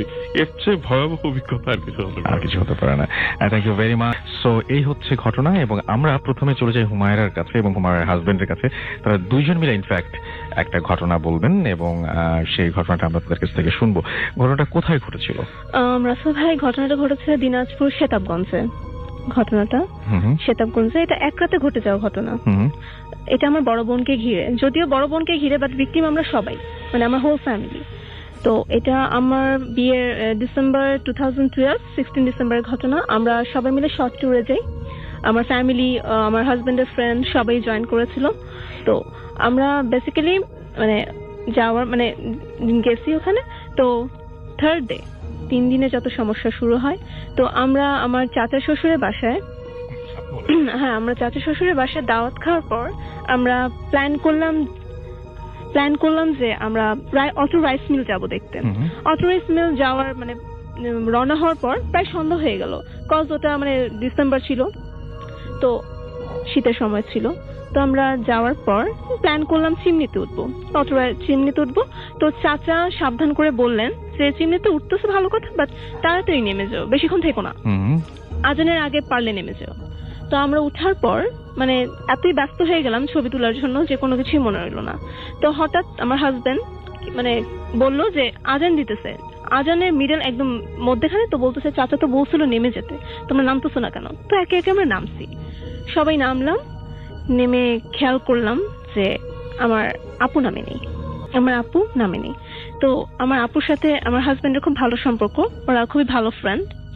তো আমার জাস্ট মিশু বলতেছে, চিমনির উপর তাকালো যে আপু ওখানে আছে কিনা। তো জাস্ট হ্যাঁ, অ্যাজ ইউজুয়াল আপু ওদিকেই আছে এবং একটা দৃষ্টির দিকে তাকায় আছে, আউট ভিউর দিকে তাকায় আছে। আচ্ছা ভালো কথা। তো আমার আপু মানে মিশু এক দৌড়ে চলে গেছে, টাইম ওয়েস্ট না করে মিশু এক দৌড়ে উপরে চলে যায়, আপুকে মানে নক করলো যে তুমি নামো নাই কেন, আমরা সবাই নেমে গেছি, তুমি নামো নাই কেন? তো বলে তোমরা কখন নামলা? আমি জানি না। তো ও নামতে চাইনি, বলে আরো কিছুক্ষণ থাকি। তো আমার হাজবেন্ড বলতেছে না চলো, এক প্রকার জোর করে নামায় চলে এসেছেন, এক প্রকার জোর করে। তো তাকে আমরা তখনো বুঝিনি যে রাতে কি ওয়েট করতেছিল আমাদের জন্য ভাইয়া। তো অ্যাজ ইউজুয়াল আমরা পার্টি টাটি করে খাওয়া দাওয়া করে যার যার রুমে চলে গেছি। ওর হাজবেন্ডকে নিয়ে, ওর মেয়েকে নিয়ে ওর রুমে চলে গেছে। আমরা এক রুমে প্রায় 10-12 জনের মতো আমরা গল্প করতেছি। তো ঠিক 1:30 AM হবে এরকম সামথিং। তো আমাদের গ্রামের মানে আমাদের যে বাড়িটা ওখানে ওটার ফ্রন্ট গেটটায়, ওটার ফ্রন্টে যে গেটটা ওটা পুরো লোহার। তো এমন জোরে যে একটা জাস্ট আওয়াজ হলো, গুম করে একটা আওয়াজ হলো, জাস্ট গুম। মানে এটা মানুষের পক্ষে দেওয়া সম্ভব না হয়তো, মানে এমন মানে গুম করে আওয়াজ হলো যে আমাদের উপরে টিনের ছাদ ছিল এবং গ্রিল ছিল, পুরো শেক করে গেছে, পুরো শেক, মানে জাস্ট শেক। তো আমরা ভয় পেয়ে গেছি, আমরা কথা বলা স্টপ করে সবাই শুনতেছি। জাস্ট ওইটা রেশ কাটতে না কাটতেই পিছনের দরজায় জাস্ট একটা গুম করে শব্দ, কিন্তু খুব স্লোলি। তো আমার হাজবেন্ডের কাজিন ছিল, ও ব্যাপারটাকে হালকা করার জন্য যে বলছে গ্রামের বাড়ি হয়তো ডাব অথবা অনেক কিছু পড়তে পারে। যাই হোক, এটা ব্যাপারটা পুরোপুরি ইগনোর করলাম আমরা। তো রাত ঠিক কটা বাজে আমি বলতে পারবো না, জাস্ট আমাদের গেটে নক, যে ঘরে বসে আমরা গল্প করতেছি, আমার গেটে নক, 2টা নক।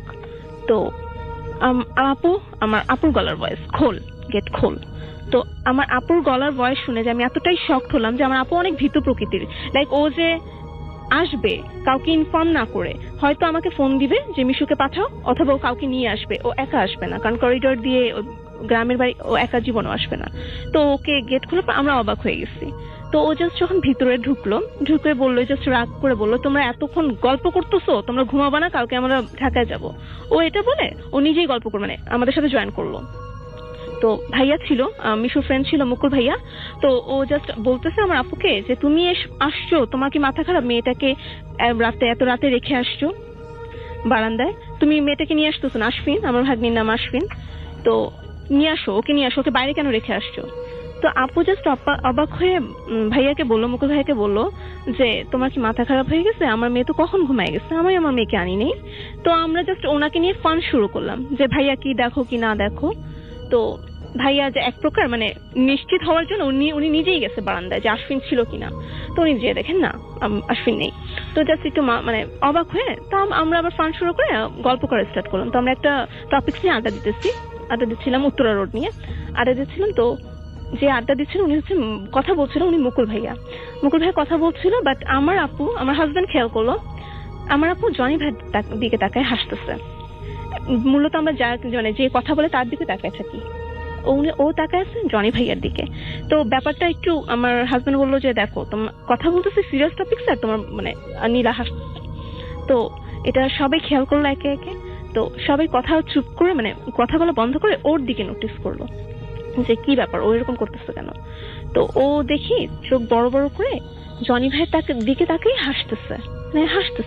বাট ওর হাসার মধ্যে একটা পেইন ছিল, মনে হয় কি খুব কষ্ট এরকম একটা মানে পেইন ফিল করতেছিল। তো ও জাস্ট ইনস্ট্যান্ট যখন আমরা মানে সবাই নোটিস করলাম তখনই ও জাস্ট বুকে হাত দিয়ে দীর্ঘ একটা শ্বাস নিয়ে বলতেছে আমার পেইন হইতেছে, আই কান্ট ব্রিথ, আমি শ্বাস নিতে পারতেছি না। ও বেন্ড হয়ে যাচ্ছিল, পুরোপুরি কুকড়ে যাচ্ছিল। তো এক হাতে বুক ধরে আছে, এক হাতে ঘাট ধরে আছে, মানে বেন্ড হয়ে যাচ্ছিল, যেভাবে বেন্ড হয়ে যাচ্ছিল। তো আমরা পুরা মানে গ্রাম এত রাতে ডাক্তার কোথায় পাবো, কোথায় যাবো আমরা কিছুই বুঝতে পারছিলাম না। তো আমার হাজবেন্ড বললো যে এনি হাউ ওকে তো নিতে হবে, কোনো কিছু নিতে হবে, তো কোনো কিছু করার নাই। তো ওরা যখনই প্রস্তুতি নিচ্ছে যাবে, যে কোনো ওয়ে নেই আর, জাস্ট আমরা আপু আরেকটা দীর্ঘ নিঃশ্বাস নিয়ে জাস্ট সোফায় উপর বসলো এবং বসে বললো, তার ভঙ্গিটা এরকম ছিল তার কিছুই হয়নি, তোমরা কোথায় যাচ্ছ এত রাতে? আমার হ্যাঁ নর্মাল, একদম নর্মাল, যে কোথায় যাচ্ছ এত রাতে? আমি তো নর্মাল, আমার কিছু হয়নি, তোমরা বসো, মানে একদম নর্মাল। তো আমার হাজবেন্ডের কাজিন ছিল, তো উনি বলতেছে যে আচ্ছা মানে আঙ্কেল আন্টিদের ডাক দিই, আমার শ্বশুর আমার আম্মু আব্বু সবাইকে ডাক দিই। ও আমার আপু ওর কাজিনকে অনেক রেসপেক্ট করে, আপনি করে বলেন, জাস্ট আপনি কিছু বলে সঙ্গে বলতে পারেন কিন্তু, হ্যাঁ কোনো সমস্যা নেই। জাস্ট ওকে ডাক দিল হাজবেন্ডের কাজিন যে মানে ও তো আসলে ওই এলাকার মানে ও তো ছোটকাল থেকে ওখানে মানুষ হয়েছে, তো ওই জায়গাতে একটু প্রবলেম আছে যে এটা সে জানতো। হ্যাঁ, তো সে হয়তো কিছুটা গেস করতে পারছিল যে আসলে সে ধরনের কিছু একটা, সেজন্য সে বললো যে মানে কোনো মুরব্বীকে ডাকা হোক বা ডাকি কাউকে। হ্যাঁ, তো যখনই এটাই বললো ভাইয়া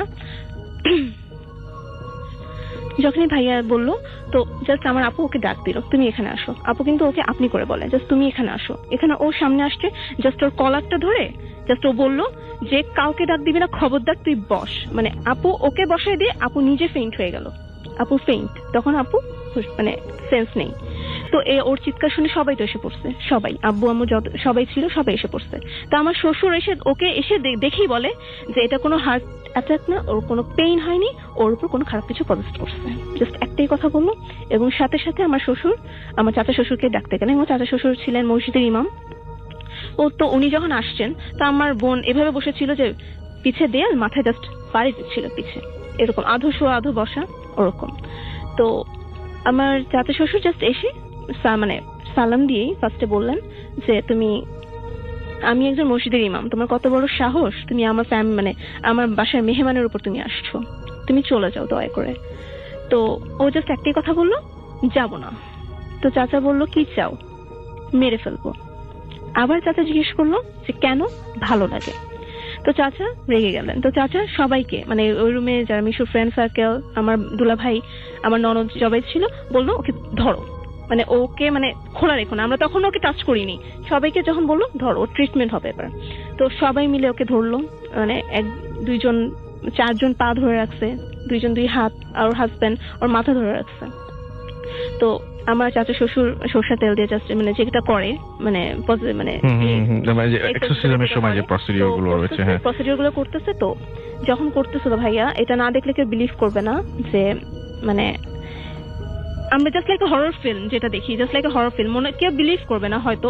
বাট ওকে যে ধরে রাখছে, ওর মিডল পোর্শন থেকে, ওর মিডল পার্ট থেকে, কোমর থেকে ও উঠে যাচ্ছিল উপর দিকে, হ্যাঁ। এবং ওর জাস্ট হাতগুলো মুভ করতেছিল। ওকে যে এতজন মানুষ ধরে রাখছে, মানে কিছু মানে ও মনে হচ্ছে ওকে ছেড়ে দিলে ও শূন্যে ভেসে যাবে, মানে এত শক্তি, হ্যাঁ এত শক্তি, টোটালি শূন্যে ভেসে যাবে। তখনই আমার চাচা মানে জাস্ট সরষের তেল দিয়ে ওকে মানে ফুটু মানে যেটা করলো, মাথায় ম্যাসাজ করে দিল।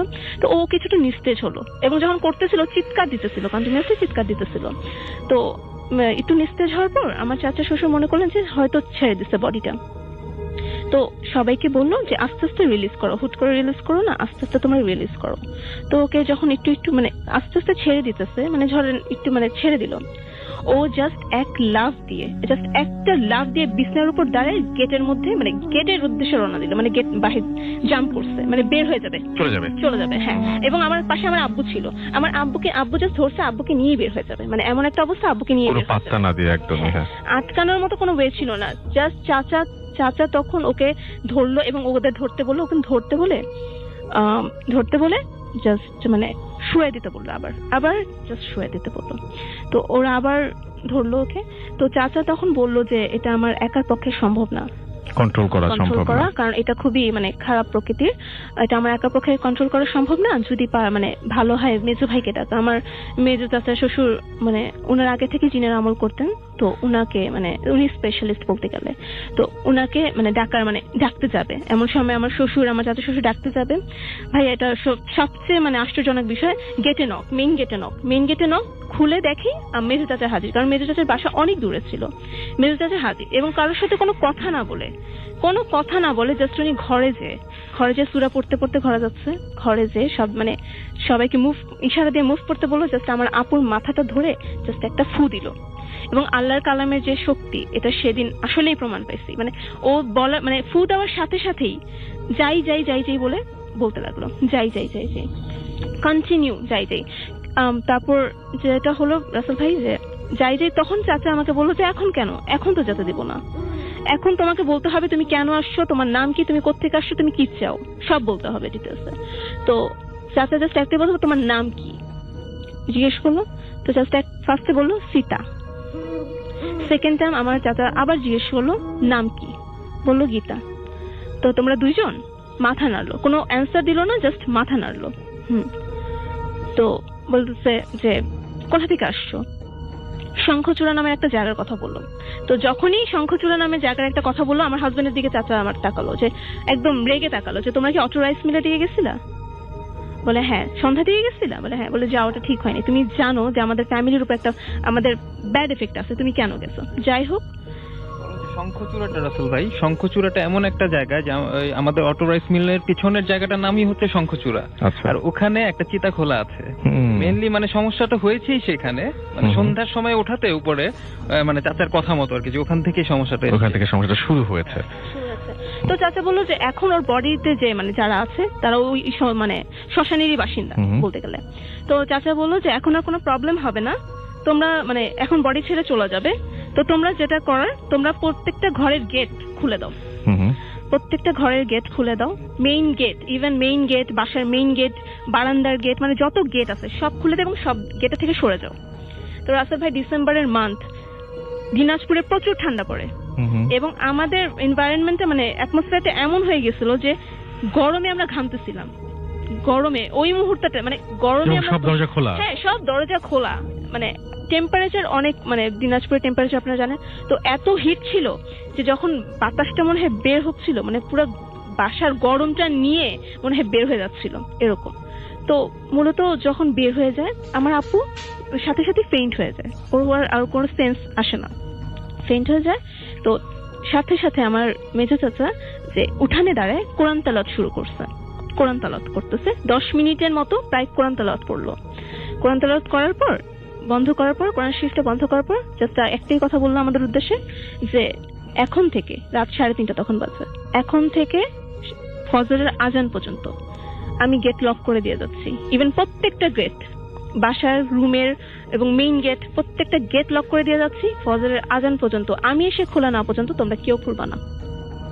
কারণ হিসেবে বললো উনি যে যারা এখানে আছে বডিতে পজেস করছিল, হ্যাঁ জিন যারা, তো ওরা খুবই মানে খারাপ প্রকৃতির, লাইক খুবই এই টাইপের বললেন, পিশাচ টাইপের বললেন। তো ওরা মূলত বডি ছেড়ে গেছে, বাট বাসার বাউন্ডারি ছেড়ে যায়নি, ওরা অনেক কৌশলে অনেক কিছু করবে। আর আমার আপুকে যদি একবার বের করতে পারে বাসার বাউন্ডারি থেকে, এটাও বলে গেছিল চাচা যে ফেরত পাওয়া যাবে না, এটা বলে গেছিল যে ওকে হয়তো পাওয়া যাবে, হয়তো খুব খারাপ অবস্থায় পাওয়া যাবে, বাট ওকে মানে ওকে যে নরমাল পাওয়া যাবে না। তো যাই হোক, চাচা গেট লক করছে, প্রত্যেকটা গেট লক করছে রাসেল ভাই। তো আমরা ডিসিশন নিলাম আমরা ঘুমাবো না, যেহেতু পরের দিন আমাদের ঢাকায় ব্যাক করার কথা, আমরা ঘুমাবো না। তো আমরা যে রুমটায় আপুকে মানে পজেস্ট করছিল ওই রুম থেকে আপুকে শিফট করে দেওয়া হয় অন্য রুমে, আপুর রুমে। তো আমার আপুর রুমে আমার শ্বশুর কোরআন তেলাওয়াত করতেছিলেন, আর আমরা অন্য রুমে বসে মানে চিন্তা করতেছিলাম এটা কি হলো। হ্যাঁ, কারণ এটা তো কখনো আমরা দেখিনি, এটা আমাদের চোখের সামনে হয়ে গেল, এটা কি। তো যাই হোক রাসেল ভাই, কথা বলতে বলতে ফার্স্ট টাইম যে গেটে একটা ঘুম করে শব্দ হয়েছিল, সেকেন্ড টাইম পজেস্ট হওয়ার আগে সেকেন্ড টাইম সেই শব্দটা ফ্রন্ট গেটে এবং পিছের গেটে অ্যাট এ মোমেন্ট, 1 সেকেন্ডের ব্যবধানে। আর আবার 2 মিনিট পর আমরা যে রুমে বসেছিলাম ওই রুমের জানালায় স্ক্র্যাচ, যেহেতু জানালা টিনের এসে ছিল, ওই যে লোহার ছিল, স্ক্র্যাচ, গ্রিলে স্ক্র্যাচ, মানে গ্রিলে কেউ যদি নখ টেনে নিয়ে যায় অথবা কোনো কিছু টেনে নিয়ে যায় ওরকম স্ক্র্যাচ। এবং বাইরে একটা টয়লেট ছিল আমাদের, যেখানে চাপকল, রাত 3:30টার দিকে চাপকলের পানি চাপতেছে এবং গোসল করার আওয়াজ, মানে কেউ পানি ঢালতেছে। সবচেয়ে মানে ভয়ঙ্কর যেটা ছিল, কেউ টয়লেটে হেঁটে যাচ্ছে, মানে আমাদের পা টেনে হেঁটে যাচ্ছে, লাইক খড়ম পরে কেউ যদি ভারী পায়ে হাঁটে। এবং আমার বোনের নাম নীলা, বলে রাখি রাসেল ভাই, নীলা করে ডাক দিতেছিল, লাইক নীলা এইভাবে ডাক দিতেছিল। এটা সবাই শুনছে, আমাদের মানে ফজরের আজান পর্যন্ত এটা কন্টিনিউয়াসলি হচ্ছিল। হয় চাপকলে চাপ দিতেছে, না হলে গেটে বাড়ি দিচ্ছে, স্ক্র্যাচ হইতেছে, এরকম। আর আমরা এতটাই ভয় পেয়েছি, আমি এতটা ভয় পেয়েছি যে আমি কান্না করতেছিলাম, যে এরকম ভয় আমি কখনোই পাইনি। তো এরকম ফজরের আজান পর্যন্ত রাসেল ভাই কন্টিনিউয়াসলি হচ্ছিল। এবং যখনই আমার চাচা শ্বশুর আজান দিতে যায় তখন গলা কাশি দিয়ে যাচ্ছিল যে হ্যাঁ আমি যাচ্ছি, মানে একটা ইঙ্গিত করে গেল, হ্যাঁ আমি যাচ্ছি, কোন রকম করো না, টেনশন করো না। তো যেই ফজরের আজানটা দিল রাসেল ভাই, ফজরের আজানটা সেদিন যে এত সুন্দর লাগলো, মানে এরকম সুন্দর মনে হয় কখনো মনে হয় হাঁপ ছেড়ে বাঁচছি, মানে এত সুন্দর আজানটা। তো সেদিন আমার চাচা শ্বশুর আবার তর্জমাও করলো, আর যেমন কোরআন তেলাওয়াত করে মাইকে আজানের পর গ্রামে অনেকে তর্জমা, সেটা করলো। তো আজান দেওয়ার পর আলো ফুটার পর আমার মেজো চাচা এসে গেট খুললো, মানে যত লক ছিল গেট খুলে তো বললো যে আমার হাজবেন্ডকে ডেকে বললো যে যত তাড়াতাড়ি সম্ভব তোমরা ঢাকার উদ্দেশ্যে রওনা হও, আর হচ্ছে যে ওকে যমুনা পর্যন্ত ফলো আপ করবা, মানে চোখে রাখবা। যমুনা ক্রস করার পর ওর অ্যাটিটিউডটা দেখবা, আর যমুনা ক্রস করার আগে ওর অ্যাটিটিউডটা লক্ষ্য করবা। তো রাসেল ভাই চাচা যেটা বললেন আসলে যমুনা ক্রস করার আগে ওর অ্যাটিটিউড এমন ছিল যে ওর নিজের মেয়েকে ও কোলে নিচ্ছে না, ওর নিজের মেয়েকে যে কোলে নিবে অথবা একটা হ্যাঁ আমার মেয়ে, সেই ধরনের কোনো কিছু নাই, কোনো খাওয়া দাওয়া কোনো কিছু না, এবং মেজাজ পুরোপুরি অন্যরকম, যে এরকম। হ্যাঁ, এবং জনি ভাইয়াকে দেখে কন্টিনিউয়াসলি ভয় পাচ্ছিল, জনি ভাই যদি সামনে দিয়ে যায় সে অন্যদিকে যাচ্ছে, এরকম একটা ভয়। তো আর যমুনা ক্রস করার পর অনেকটাই নর্মাল, অনেকটাই স্বাভাবিক। আর জনি ভাইয়ার যে ঘটনাটা, ও আমার হাজবেন্ড বলুক, কারণ ওকেই বলছে, আমার বোন ওকেই বলছে। হ্যাঁ রাসেল ভাই, থ্যাংক ইউ। আমার মনে হয় যে মোস্ট ইম্পর্টেন্ট পার্ট এই এই ঘটনাটার, যেটা যে আমি কখনোই এরকম শুনিনি আসলে আগে, যে যখন সকাল হয়, ও যখন একটু সুস্থ বোধ করে, তখন আমি ওর রুমে যাই, ওকে আমি জিজ্ঞেস করি যে আসলে রাতে কি হয়েছিল। অ্যাকচুয়ালি আমারও জানার খুব ইন্টারেস্ট ছিল যে আসলে কি ব্যাপারটা, কি হলো, কি দেখলো, এরকম। হ্যাঁ, তো ও আমাকে যেটা বললো, যে জাস্ট একটা কথাই বললো যে আচ্ছা, মানুষকে এভাবে মারতে পারে। তো আমি ওর কথাটা শুনে খুবই অবাক হয়ে গেলাম যে কি ব্যাপার, কে কাকে মারার কোনো ব্যাপারই ঘটেনি। তখন আমি ওকে বললাম যে আপু, তোমাকে কে মারছো, তুমি আমাকে বলো, আমার সাথে শেয়ার করো, আমি ওর করবো, যে ব্যবস্থা নিবো যে কে এটা করলো। তো বলতেছে যে জনি আমাকে এভাবে মারলো, আমার কাজিনের কথা বলতেছে, আমরা তো ফ্রেন্ড প্লাস কাজিন একই রকম। তো আমি আরো অবাক হলাম যে জনি তোমাকে মারছে, কিভাবে মারলো, কেন মারলো? বলে যে ওই যে যখন গল্প বলতেছিল, মুকুল যখন কথা বলতেছিল, আমার এক ফ্রেন্ডের কথা, যে আমি খেয়াল করলাম, ও আর চোখে খেয়াল করছে যে জনি ওর দিকে তাকায় আছে। কিন্তু রাসেল ভাই, আপনি কি নোটিস করছিলেন? হুমায়ুন কিন্তু বলছে আমরা সবাই দেখছি যে নীলা জনির দিকে তাকায় ছিল, কিন্তু নীলা যেটা বলতেছে যে জনি নীলার দিকে তাকান আর চোখে। তখন ওর ভাষ্য মতো যে ও জনির দিকে তাকায় এবং ও দেখে যে জনি ওর দিকে তাকায় হাসতেছে।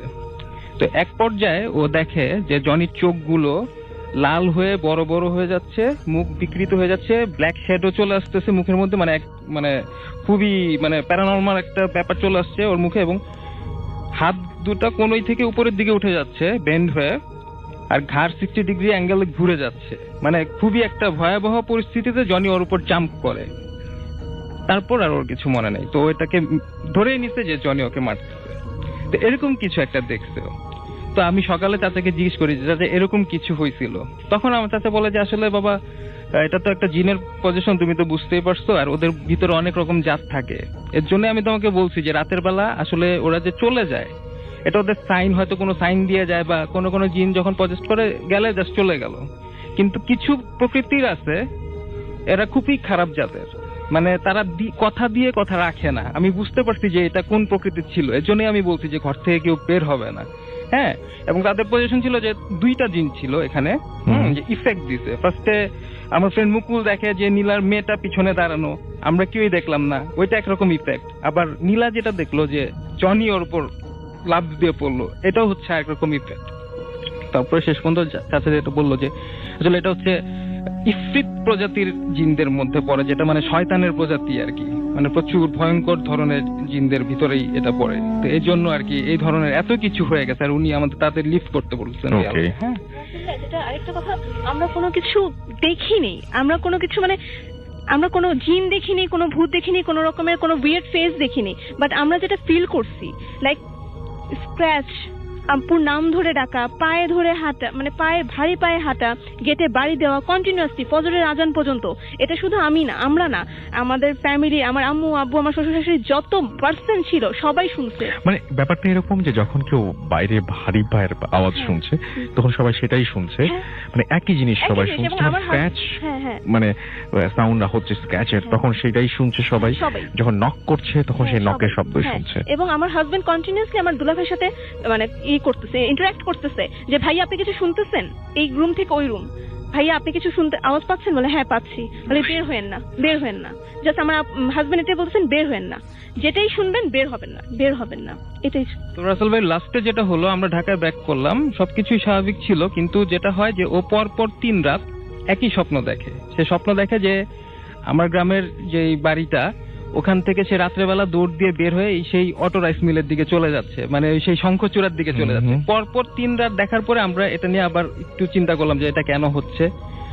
চাচাকে ফোন করা হলো, চাচা বললো যে তোমরা এক কাজ করো, ঢাকায় ভালো কোনো হুজুর বা কোনো মানে ইসলামিক স্কলারের ইয়েটা নাও, তোমরা সাজেশন নাও। পরে আমরা একটা হুজুর দেখালাম, তো উনি আবার কিছু রিচুয়ালস দিল, ইয়ে দিয়ে সপ্তাহখানেক করার পরে আল্লাহর রহমতে তারপর ভালো হয়ে গেছে। একদম আলহামদুলিল্লাহ, থ্যাংক ইউ ভেরি মাচ। আমাদের আশা করছি যে জাকির ঘটনা অনেক ভালো লাগবে। জাকি, কোথা থেকে এসেছেন এবং আমাদের যদি জানিয়ে দেন যে আপনি যে ঘটনাটা বলবেন সেটা কোথায় ঘটেছে? আমার বাসা মূলত চট্টগ্রাম বিশ্ববিদ্যালয়, আর আমি পড়াশোনা করছি ঢাকা বিশ্ববিদ্যালয়ের থিয়েটার এন্ড পারফরমেন্স স্টাডিজ বিভাগে।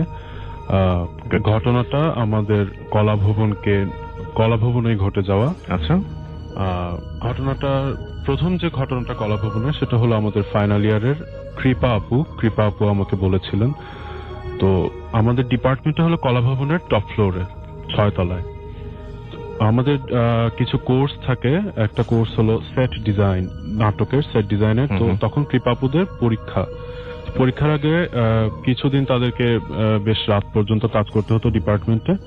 তো আমাদের ডিপার্টমেন্টে এমনিও অনেক রাত পর্যন্ত কাজ হয়, এই কারণে ডিপার্টমেন্ট 6 তলা সবসময় আলোকিতই থাকে, কিন্তু অন্য ফ্লোর গুলো কলাভবনের অন্ধকার থাকে। এই করিডোরে 2-1টা লাইট থাকে। এখন যেদিন ঘটনাটা যেদিন শুরু হলো, সেদিন কৃপাপু এবং সাথে তার 2 ফ্রেন্ড ছিল, তারা নামছেন। তারা যখন 3 তলায় নামলেন, 3 তলাও অন্ধকার, করিডোরে 2-1টা লাইট আছে। আর কলাভবনের সিঁড়িটা হলো কলাভবনের ঠিক মাঝখানে, আর সিঁড়ির 2 পাশে করিডোর 2 পাশ দিয়ে অনেক লম্বা। কলাভবন বিল্ডিংটা পাশাপাশি অনেক লম্বা। তো তারা দেখলো যে তাদের হাতের বাম পাশে করিডোরের একবারে লাস্ট প্রান্তে একজন লোক বসে আছে। লোকটা খালি গায়ে, একটা নর্মাল ফর্মাল প্যান্ট পরা, এবং সে উত্থিত পদ্মাসনে বসা। উত্থিত পদ্মাসনটা হলো 2টা পা ফোল্ড করা থাকে এবং হাতের তালু শুধু মাটিতে থাকে, আর বাকি বডির পুরো পার্টটা উপরে থাকে, মানে হাতের উপরে ভর দিয়ে বসা, বডিটা উপরে উঠে। এটা হলো উত্থিত পদ্মাসন। তো এই জিনিসটা তাদের কাছে খুব অদ্ভুত লাগলো। তারা এর জন্য প্রায় 10-15 সেকেন্ড ওই লোকটাকে অবজার্ভ করছে। হঠাৎ করে লোকটা তাদের দিকে টার্ন করলো এবং খুব রাগ, একটা লুকটা তার ছিল খুবই মানে রাগান্বিত একটা দৃষ্টি দিয়ে তাদের দিকে তাকালো। এটা দেখে তারা দৌড়ে নেমে গেল। ওদিনকার মতো ওই ঘটনা এখানে শেষ। পরের দিন আবারও তারা তখনও প্রায় রাত 9:30-10টা বাজে নামছে, ওই দিনও 6 তলা থেকে নামছে এবং 3 তলায় আসার পর আজকেও তারা একই ঘটনা দেখতেছে, যে ওই লোকটাই ওই একইভাবে খালি গায়ে এবং উত্থিত পদ্মাসনে বসে আছে। এবং আজকেও তারা কিছুক্ষণ দেখার পর ওই লোকটা আজকেও আগের দিনের মতো ওদের দিকে হট করে টার্ন করলো এবং ওই রাগান্বিত দৃষ্টিতে। তো আজকে তারা খুব ভয় পেয়ে গিয়ে দৌড়ে গিয়ে নিচের যে নাইট গার্ড ছিল, 2জন নাইট গার্ড থাকে কলাভবনে রাতের বেলা, তো তাদেরকে গিয়ে বললো এরকম ঘটনা। তো তারা বললো যে আমরা তো মাত্র 2জন আছি, আর 6 তলার ডিপার্টমেন্ট ছাড়া তো আর কোনো ডিপার্টমেন্ট খোলাও নাই, তারপর তারা চেক করে আসবে বললো। তারপর গিয়ে চেক করে এসে বললো যে না, কেউ তো নাই। তো ওই দিন শেষ হয়ে গেল। থার্ড দিন আবার যখন তারা নামছে, ওই 3 তলায় নামার পর আজকেও তারা দেখলো ওই লোকটা ওই একইভাবে বসা উত্থিত পদ্মাসন। আজকে যেটা হলো যে লোকটা তাদের দিকে তাকানোর পর উঠে সোজা দৌড় দিল, মানে তাদের দিকে দৌড় না দিয়ে করিডোর আরেকটা রাস্তার যে চলে গিয়েছে ভবনের পিছন দিকে, ওই দিকে সোজা দৌড়। উল্টা হওয়ার কথা ছিল, যারা দেখছে তাদের দৌড় দেওয়ার কথা ছিল, কিন্তু প্রথম 2 দিন সে কোনো রিয়াকশন, শুধু তাকাচ্ছিল, আর থার্ড দিন উঠে সোজা দৌড় দিল। হ্যাঁ, এই ঘটনাটা আমি যখন আমার আর ফিলসফি ডিপার্টমেন্টের এক বড় ভাইয়ের কাছে বলেছিলাম, তখন তিনি তার একটা এক্সপিরিয়েন্স বললেন। এটা 2009-10 সালে এই টাইমে, তখন তিনি মাস্টার্সে, তখন তিনি একজন প্রফেসরের আন্ডারে একটা প্রজেক্টে কাজ করছিলেন, যে কারণে তাকে এরকম অনেক রাত হয়ে যেত বাসায় ফিরতেন। প্রজেক্ট সাবমিশনের কিছুদিন আগের ঘটনা। তো 3 তলায় ফিলসফি ডিপার্টমেন্ট, আর উনি আমাদের কলাভবনের সিঁড়ি এবং লিফট যেখানে, তার পাশ দিয়েই হলো যে প্রতিটা ফ্লোরে একটা করে বড় ক্লাসরুম আছে, লেকচার থিয়েটার টাইপের, যেখানে প্রায় 100-150 জনের ক্লাস নেওয়া হয়। বিরাট রুম যেগুলো, এবং এগুলো এসি, অনেক ডিপার্টমেন্টে এসি, এই রুমগুলো বিশেষ করে এসি থাকে এবং দরজা জানলা সব অফ করে, এবং জানালা গ্লাসে হলো শাটার ফেলা থাকে, করে ক্লাস চলে।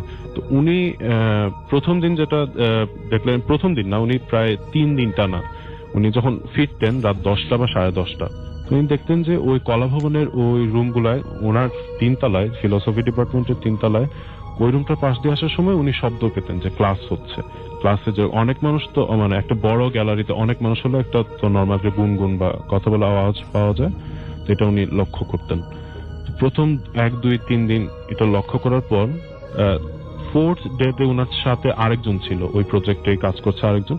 তো উনি বললেন এরকম যে আমি ওই লোক একজন যে ছিল তাকে বলছিল যে এরকম 3 দিন ধরে আমি নোটিস করছি, তো এক্সট্রা ক্লাস তো 1-2 দিন হতে পারে, কিন্তু প্রত্যেক দিন তো হয় না এরকম, তাও আবার রাত 10:30টায়। আর মেয়েদের হল তো আমাদের 9:30টায় বন্ধ হয়ে যায়, প্রত্যেকটা হল, তো হওয়ার কথা না। তখন ও সাথে যে ছিল সে বলে আচ্ছা এক কাজ করি, আমরা খুলে দেখি। যে তারা আওয়াজ পাচ্ছে, যেই তারা দরজাটা খুললো, অমনি আওয়াজ নাই এবং পুরো লাইট অফ, এবং রুমের ভিতর কেউ নেই। এটা থেকে তারা খুব ভয় দৌড়ায় নিচে নেমে গেল এবং নাইট গার্ডকে গিয়ে বলে, মানে যে ভাইয়াটা 3-4 দিন ধরে নোটিস করছে, উনি বলে এরকম 3-4 দিন ধরে করছে। তখন ওই গার্ডটা তাদেরকে যেটা বললো যে মামা, আপনি তো মাত্র 3-4 দিন ধরে এইসব জিনিস দেখে ভয় পাচ্ছেন, আর আমরা বছরের পর বছর প্রত্যেক তালায় তালায় এবং বিভিন্ন ক্লাসরুমে এরকম রাত 2টা-2:30টায় ক্লাস হতে শুনি। এবং আরো ভয়ঙ্কর ব্যাপার যেটা, যে রাত 2টা-3টার সময় আপনি লিফট অন হয়ে যায়। এটা ইলিউশন না, সো এটা মানে এরকম কিছু না, মানে সবাই মানে অলরেডি জানে ব্যাপারটা, এবং এটা রেগুলার একটা ঘটনা সবার কাছে। তখনকার, এখন আমি ইদানিং ওই সময় কথাই বলছি, আমি প্রথম যেটা বলছি ওইটা আবার কিন্তু এই বছরই ঘটা। কৃপা আপু যে ঘটনাটা বলেছেন ওটা এই বছরের ঘটা। তো উনি বলছেন খুব বেশি কিন্তু আগেরও না, যে ঘটনাগুলো বলছেন সেগুলো কিন্তু খুব বেশি আগের না, যে আপনি লিফট অন হয়ে যায় এবং একটা ফ্লোর থেকে একটা ফ্লোরে যাওয়া আসা করে। লিফট তো ভিতরে সুইচ যেটাতে আপনি দিবেন যাওয়া আসা করে, তুমি একটা ফ্লোর থেকে একটা ফ্লোরে যাওয়া আসা করে একাই, এবং কোন ধরনের মানে কেউ থাকুক আর না থাকুক আপনার বন্ধ হয়ে যায়। কলাভবনের লিফট হলো রবিবার থেকে বৃহস্পতিবার 5টা পর্যন্ত অন, আর শুক্র শনিবার রাত 9টা পর্যন্ত। আচ্ছা, সো এই ঘটনাগুলো ঘটছে, এবং এই ঘটনাগুলো কেন ঘটেছে বা এই ঘটনাগুলোর উৎস কোথায়, এই সম্পর্কে কোনো কিছু নিশ্চয়ই জানা যায়নি। উৎস ঠিক মানে ক্লারিফাই করে বলা যাবে না, যেহেতু অনেক আগের বিল্ডিং এবং এই বিল্ডিং এর সামনে ভাষা আন্দোলন বা ৭১ মুক্তিযুদ্ধ বা সব রকমের গণহত্যা অনেক কিছু দেখেছে এই বিল্ডিং। হ্যাঁ সেটাই, কিন্তু মানে কিন্তু ব্যাপার হচ্ছে স্পেসিফিক এই কোনো এই ঘটনার কোনো কারণ জানা যায়নি। ওকে, সো এই হচ্ছে ঘটনা। এবং যাই হোক, আমরা চলে যাচ্ছি আমাদের পরবর্তী অতিথির কাছে। আপনার নামটা একটু প্লিজ বলবেন এবং আপনি কোথা থেকে এসেছেন? আমি নামটা অ্যাকচুয়ালি বলতে চাচ্ছি না, আমি ঘটনায় চলে যাচ্ছি। আচ্ছা, ওকে। এই ঘটনাটা হচ্ছে 4 বছর আগে, নভেম্বর 2011। তখন আমি বেলি রোড অফিসার্স কোয়ার্টারে থাকি। এটা অ্যাকচুয়ালি ঢাকার ভেতরে অনেক নিরিবিলি একটা জায়গা, আর রাত 8টা-9টার পর আরো বেশি নিরিবিলি হয়ে যায়। তো এরকমই একদিন আমি পড়া টেবিলে বসে আছি, দেখলাম বাইরে একটা ঠক ঠক আওয়াজ পেলাম আর কি। তো আমি কিসের আওয়াজ চেক করার জন্য আমি পর্দাটা সরাতেই দেখি যে আমার থেকে 10 হাত দূরে, ও বলে রাখি যে আমি অ্যাকচুয়ালি আমাদের বাসাটা ছিল গ্রাউন্ড ফ্লোরে। তো দেখি যে উঠানে আমার থেকে 10 হাত দূরে এক বৃদ্ধ মহিলা, সে এক লাঠিতে ভর দিয়ে ঠক ঠক করে আগাচ্ছে আর কি সামনে। তো না, আমার কাছে ব্যাপারটা খটকা লাগে, কজ আমাদের কোয়ার্টারে সবসময় দারোয়ান থাকে, আর গার্ড সবসময় চেক করে যে বাইরে থেকে কে আসতেছে। আর রাত 9টার পর অ্যাকচুয়ালি এইরকম বয়স্ক কোনো মহিলাকে ভেতরে হাঁটার জন্য অ্যালাউ করবে না। তো যাই হোক, আমি অ্যাকচুয়ালি ওনার ফেসটা দেখতে পারি না, কজ বাইরে অন্ধকার ছিল, জাস্ট অবয়বটা দেখতে পারি। সেটা দেখেই বুঝি যে উনি আমাকে দেখে অ্যাকচুয়ালি থমকে গেলেন। আর তারপরেই উনি যেটা করলেন যে উনি ওনার হাতের লাঠিটা ফেলে দিলেন, আর তারপর উনি জাস্ট দৌড়ে আমার দিকে আসতে শুরু করলেন। কিন্তু ভয়ের ব্যাপার হচ্ছে উনি খুঁড়িয়ে দৌড়ে আমার দিকে আসতে শুরু করলেন। তো আমি অনেক ভয় পেয়ে যাই, আমি জানালা থেকে সরে আসি। তো এই সময় আমার রিলেটিভ চলে আসে, যে কারণে ওই সময় ভয়টা অনেকটুকু কমে যায়। তো যাই হোক, নেক্সট দিন দুপুরবেলা আমি তখন বারান্দায় গেলাম। তো আমি দেখলাম যে দূর থেকে এক বৃদ্ধ লোক উঠান থেকে হেঁটে আসছে, একদম কালো করে। উনি ভিক্ষুকই হবে, কজ ওনার হাতে একটা আমি থালা দেখলাম, ভিক্ষা করার থালা।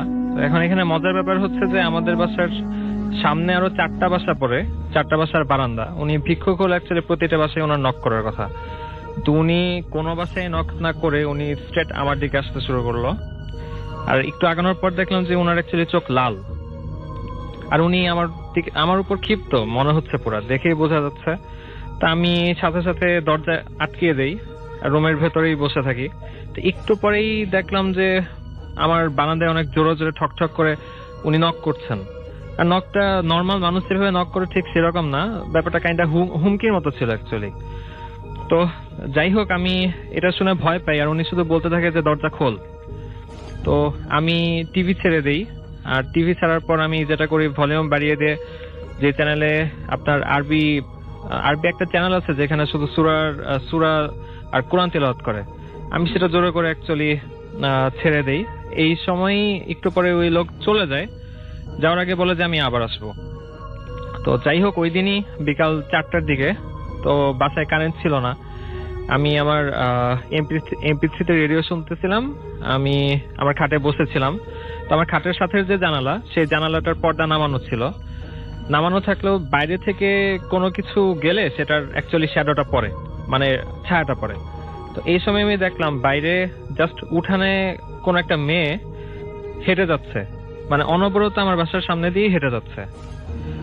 আমি মেয়েটার নেক পর্যন্ত দেখতে পাচ্ছিলাম, কিন্তু আমি এটা ভেবেই সন্তুষ্ট ছিলাম যে যা হচ্ছে এটা বাসার বাইরে হচ্ছে, ভেতরে হচ্ছে না। কিন্তু এটা ভাবতে না ভাবতে আমি দেখলাম ছায়াটা বড় হয়ে গেল। ছায়াটা এখন আর নেকে আমি দেখতে পাচ্ছি না, আমি কোমর পর্যন্ত দেখতে পাচ্ছি। সে এখন আমার বারান্দার ভেতরে অ্যাকচুয়ালি হাঁটছে। তো আমি অ্যাকচুয়ালি ভয় পেয়ে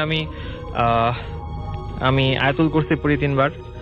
তারপর সাহস নিয়ে আমি বারান্দার দরজাটা খুলি, বারান্দার না অ্যাকচুয়ালি বাসার দরজাটা খুলি।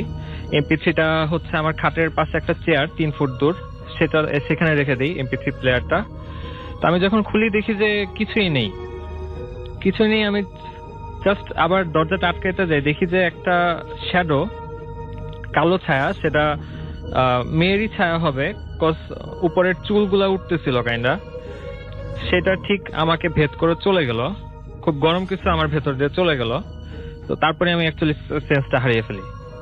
তো আমার যখন সেন্স ফিরে আমি দেখি যে আমি হাত পা কিছু নাড়াচাড়া করতে পারছি না, একদমই পারছি না।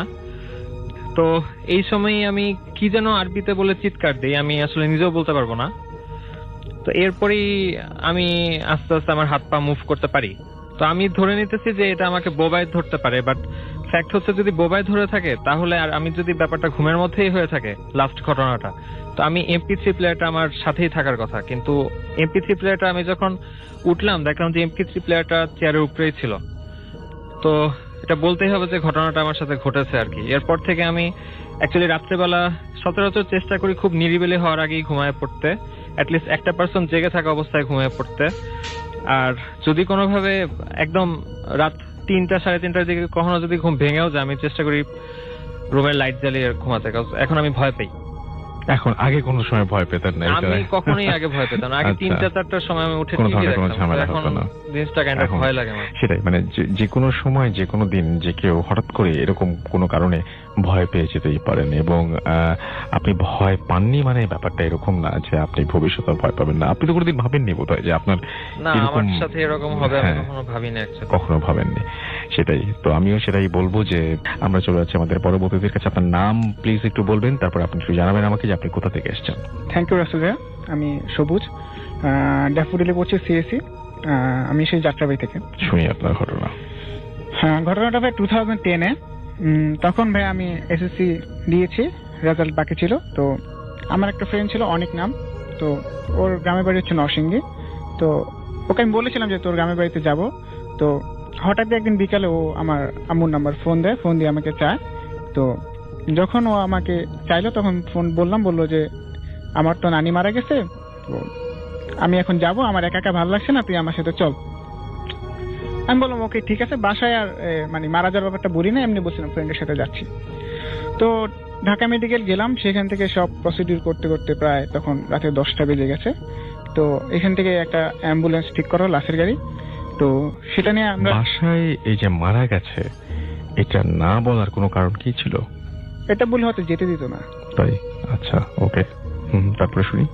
তখন তো মাত্র মানে SSC কম পাস করেছে, পরীক্ষা দিয়েছে। তো তারপরে যখন আমরা যাত্রাবাড়ি ক্রস করি তখন প্রায় 12টা বেজে গেছে। তো এর মধ্যে ভাই হঠাৎ যখন মানে একটু নিরিবিলি হতে লাগলো রাস্তাটা, তখন ভাই গাড়ি হঠাৎ স্লো হয়ে যাচ্ছিল। তো আমি আর আমার ফ্রেন্ড, আমরা তো বয়স তখন কম ছিল, আমরা মানে খুবই ভয় পাচ্ছিলাম আসলে। আর ফ্রেন্ডের বাবা বলছিল তোমরা ঘুমানোর চেষ্টা করো, আর এটা নিয়ে তোমরা বেশি মাথা ব্যথা করো না, এরকম হয় লাসে গাড়িতে হয়, তোমরা এটা নিয়ে এত নার্ভাস হওয়ার কোনো কারণ নেই। যাই হোক ভাইয়া, ঘুম তো আসছিল না, বারবার ভয় পাচ্ছিলাম।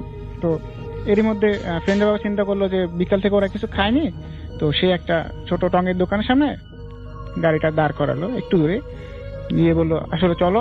ড্রাইভার আর হেল্পারকে বললো আপনারা থাকেন, আমরা আসতেছি। তো আমরা যখন গেলাম ভাইয়া, একটু পরে আমরা একটু নাস্তা করতেছি, একটু পরে ড্রাইভার আসলো। ড্রাইভার আসার পরে আমার যে ফ্রেন্ডের বাবা, সে বললো যে আপনি হেল্পারকে একা কেন রেখে আসছেন, কোনো প্রবলেম হইতে পারে, আপনি থাকতেন, আমরা তো আসতেছি, আমরা আসলে আপনি আসতেন। ও বলছে কেন, ওনার সাথে তো মুরাদ ভাই আছে। তো মুরাদ ভাই বলার পরে আমি আর আমার ফ্রেন্ড কিছুটা বিচলিত হয়ে গেলাম যে মুরাদ ভাইটা কি আসলে, আমরা তো যখন গাড়িতে উঠি তখন তো কাউকে দেখি নাই। তো এর মধ্যে ফ্রেন্ডের বাবা হঠাৎ করে কিছু একটা গেস করলেন, গেস করে তিনি বললেন তোমরা চুপ থাকো, তাই তুমি গাড়িতে চলো। গাড়ি যাবে, হেল্পারকে বললো, ড্রাইভার বললো মুরাদ ভাই কোথায়, বললো মুরাদ ভাই তো চলে গেছে। তো তিনি হঠাৎ করে বললেন যে আমাদেরকে সাইডে নিয়ে বললেন, ড্রাইভারের সামনে বললেন না যে এখন কোনো কোশ্চেন করবা না, তোমাদেরকে যা বলার আমি পরে বলতেছি।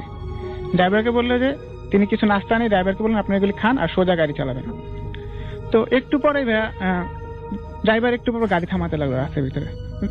ফ্রেন্ডের বাবা বলে কেন আপনি গাড়ি থামালেন, বলে মুরাদ ভাই আমাকে ইশারা দিয়েছে গাড়ি থামানোর জন্য। তো যাই হোক, কয়েকবার গাড়ি থামানো, তারপরে ফ্রেন্ডের বাবা বললেন মুরাদ চলে গেছে, এটা অন্য কিছু, তুমি সোজা গাড়ি টানো, তুমি অন্য কোনো দিকে তাকাবা না, আমাদের তাড়াতাড়ি যেতে হবে, অনেক দেরি হয়ে যাবে। যাই হোক, তারপরও রাস্তায় বিচ্ছিন্ন কিছু ঘটনা ঘটলো। তারপরে আমরা পৌঁছানোর পরে সেখানে ফজরের পরে দাফন টাফন দিয়ে আমরা সকালবেলা যখন ব্যাক করছিলাম, তখন যখন গাড়ি ঢাকার ভিতরে ঢুকলো, তখন ফ্রেন্ডের বাবা বললেন, তখন ড্রাইভারও জিজ্ঞেস করছিল বারবার যে আসলে আঙ্কেল কি হয়েছিল, আমরাও আমাদেরও প্রশ্ন কি হয়েছিল, আসলে কি ঘটনা হচ্ছিল যে তার যে ছোট মামা ছিল, সে আরো 2-3 বছর আগে 2007-08-এর দিকে সে এই রোডটাতে বাইক অ্যাক্সিডেন্ট করে মারা গিয়েছিল, এবং তার মাই মারা গেছিল হাসপাতালে। তো ফ্রেন্ডের বাবা বলছে হয়তো রাস্তায় কোনো একটা বিপদ হতে আমাদের জন্য, সে হয়তো সেভ করার জন্য আমাদের সাথে ছিল, কিংবা অন্য কোনো কারণে থাকতে পারে, সেটা আসলে আমি বলতে পারছি না। এর জন্য আসলে আমি চাইতেছিলাম যে আমরা যত তাড়াতাড়ি সম্ভব ভালোভাবে পৌঁছানোর জন্য, এটাকে আমি ইগনোর করতে চাইছিলাম। এটাই ছিল ঘটনা। অনেক ধন্যবাদ আপনাকে। আপনার নামটা প্লিজ একটু বলবেন এবং আপনি বলবেন যে প্লিজ আপনি কোথা থেকে এসেছেন। থ্যাংক ইউ রাসেল ভাইয়া। আমি মোহাম্মদ আতিকুর রহমান। আমি এসেছি ধানমন্ডি শুক্রাবাদ থেকে। আজকে আমি যে ঘটনাটা শেয়ার করব সেটা আমার আব্বুর মুখ থেকে শোনা। এটা 80-র দশকের একটা ঘটনা। আমার হোম ডিস্ট্রিক্ট জয়পুরহাট, ওখানকারই একটা ঘটনা। আমার আব্বু একদিন তার চাচাতো ভাইকে সঙ্গে নিয়ে আমাদের উপজেলা শহর কালাই উপজেলা, সেখানে একটা সিনেমা হল রয়েছে, সেখানে একটি সিনেমা দেখতে আর কি যায় রাতের বেলা। তারপর সিনেমা যখন আর কি শেষ হয় মুভিটা, তখন অলমোস্ট প্রায় রাত 12টা বেজে যায়। তখন তারা বের হয়ে আমাদের এলাকার লোকজনকে খুঁজতেছিল যে কারোর সঙ্গে যাওয়া যায় নাকি। সেরকম মানে তারা কাউকে না পেয়ে তারা দুজনে আর কি রওনা দিল বাড়ির উদ্দেশ্যে। তারপর তারা কিছু দূর হাঁটার পর তারা ভাবলো যে মেইন রোড ধরে হাঁটলে অনেক বাসায় পৌঁছাতে অনেক দেরি হয়ে যাবে। তাই তারা চিন্তা করলো যে ফসলের মাঠ আছে, সেখান দিয়ে গেলে মানে বাড়িতে আর কি দ্রুত পৌঁছাইতে পারবে। তাই তারা সেভাবেই মানে ফসলের মাঠ দিয়ে যাওয়ার জন্য ফসলের মাঠে নেমে পড়লো। যখন তারা ফসলের মাঠে নেমে পড়লো তখন তারা একটা জিনিস নোটিস করলো যে মনে হচ্ছিল দূরে অনেক মানুষ একসঙ্গে কান্না করলে যেরকম একটা শব্দ হয় সেরকম একটা মানে আওয়াজ ভেসে আসছিল। তারপর তারা আর কি ভাবলো যে হয়তো পাশের গ্রামে কেউ মারা গেছে, আমরা একটু দ্রুত হাঁটি দেখি কে মারা গেল। তারপর তারা যখন আর কি যতই মানে আমাদের গ্রামের কাছাকাছি চলে আসে তখন আর কি কান্নার আওয়াজটা আরো মানে কাছে মানে আসে। তখন তারা ভাবলো যে আমাদের গ্রামে হয়তো কেউ মারা গেছে, আমাদের গ্রামটা আর কি প্রথম ছিল মাঠ পেরিয়ে। তখন তারা আর কি আরো দ্রুত হাঁটলো। একসময় তারা আর কি মনে করলো মানে দেখলো মানে নোটিস করলো যে কান্নার আওয়াজগুলো অনেক লোকজনের মানে কান্নার আওয়াজ শুনতে পাচ্ছিল সেটা না, একজন মানে কান্না করছিল যে খুব করুণ সুরে একজন কে জানি মানে কান্না করতেছিল। তখন আর কি তারা আরো একটু মানে আমাদের গ্রামের কাছাকাছি যখন চলে আসলো তখন তারা দূর থেকে একটা জিনিস লক্ষ্য করলো যে একটা মেয়ে মানুষের মতো অবয়ব, শাড়ি পরা, অনেক লম্বা ছিল আর কি, তার চুলগুলা খোলা ছিল, হালকা বাতাসে তার শাড়ির আঁচলটা অনেক দূর পর্যন্ত মানে উঠতেছিল। এই জিনিসটা দেখে তারা দুজনে মানে প্রচুর ভয় পেল। ভয় পাওয়ার পর তারা আর কি মানে যা সুরা মুখে আসে সেটা আর কি পরে তারা ভাবলো যে মানে আমাদের গ্রামে পৌঁছাতে হবে যেভাবে হোক, কারণ পিছনে মানে ব্যাক করার কোনো ওয়ে ছিল না। তাই তারা কি দুজন মিলে মানে আমার আব্বু আর আমার চাচা দুজন মিলেই আর কি মানে মহিলাটার মানে পাশ দিয়ে আর কি দৌড়ে মানে প্রায় মিনিট খানিক দৌড়ানোর পর আমাদের একটা মানে পারিবারিক একটা কবরস্থান ছিল যেখানে একটা পুকুরও ছিল, সে পুকুর পাড়ে মানে গেল আর কি। তারপর যখন তারা গেল তখন তার পিছন থেকে একটা আওয়াজ শুনতে পেলো যে তোরা আজকে নিজের জায়গায় গেছিস বলে বেঁচে গেলি।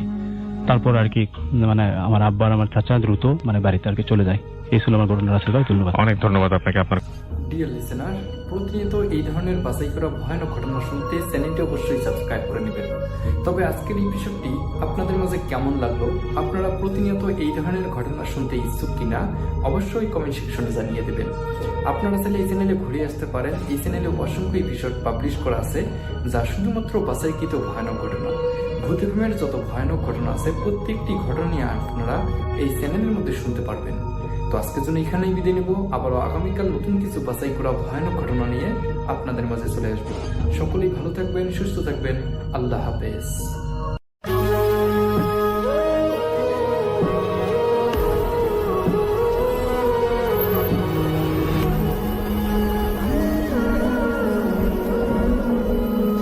আসসালামু আলাইকুম প্রিয় লিসেনার্স, আশা করছি আপনারা সবাই ভালো আছেন এবং ভালো সাথেই আছেন। প্রতিদিনের মতো আবারও চলে আসলাম আপনাদের নতুন একটি গল্পে। তো আমাদের আজকের গল্পটির নাম দেওয়া আছে অভিশপ্ত দেওয়াল ঘড়ি। অমিত তার শহরের পুরনো বাড়িতে একা থাকত।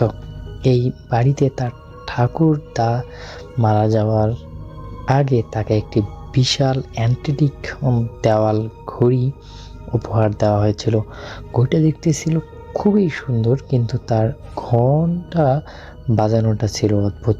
ঠিক মাঝরাতে ঘড়িটা যখন 12টা বাজতো তখন তার শব্দে এক গভীর শূন্যতা অনুভূতি হতো।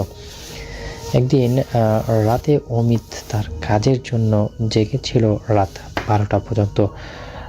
কাজ করতে করতে একটা সময় দেখতে পেল যে ঘড়িতে রাত ঠিক 12টা বাজে। ঘড়িটা টং কং করে বাজতে শুরু করলো। প্রথম 11টা ঘন্টা বাজলো স্বাভাবিকভাবে, কিন্তু যখন 12তম ঘন্টার আওয়াজ হলো তখন হঠাৎ করে চারপাশের সমস্ত শব্দ নিভে গেল। বৃষ্টির শব্দ, দূরে কুকুরের ডাক, এমনকি তার নিজের নিজস্ব যেন স্তব্ধ। ঘরটা 1 মিনিটের জন্য পুরো নীরব হয়ে গেল। অমিত ঘরের দিকে তাকালেন। তার কাঁটাগুলো স্থির, কিন্তু কাছের আড়ালে ঘন্টার ভাবলে কিছু একটা নড়ছে। কাঁটার দিকে নিচে এসে দেখতে পেল একটা আবছা মানুষের মুখ। মুখটা ভয়ে বিকৃত, যেন কাছের ভিতর থেকে চিৎকার করার চেষ্টা করছে। পরদিন অমিত লাইব্রেরিতে গিয়ে পুরনো রেকর্ড কাটল। সে জানতে পারল যে কারিগর এই ঘড়িটি তৈরি করেছিলেন তিনি ঘড়িটি শেষ করার ঠিক পরেই রহস্যজনকভাবে নিখোঁজ হয়ে যান। স্থানীয় লোকজনের বিশ্বাস ছিল কারিগর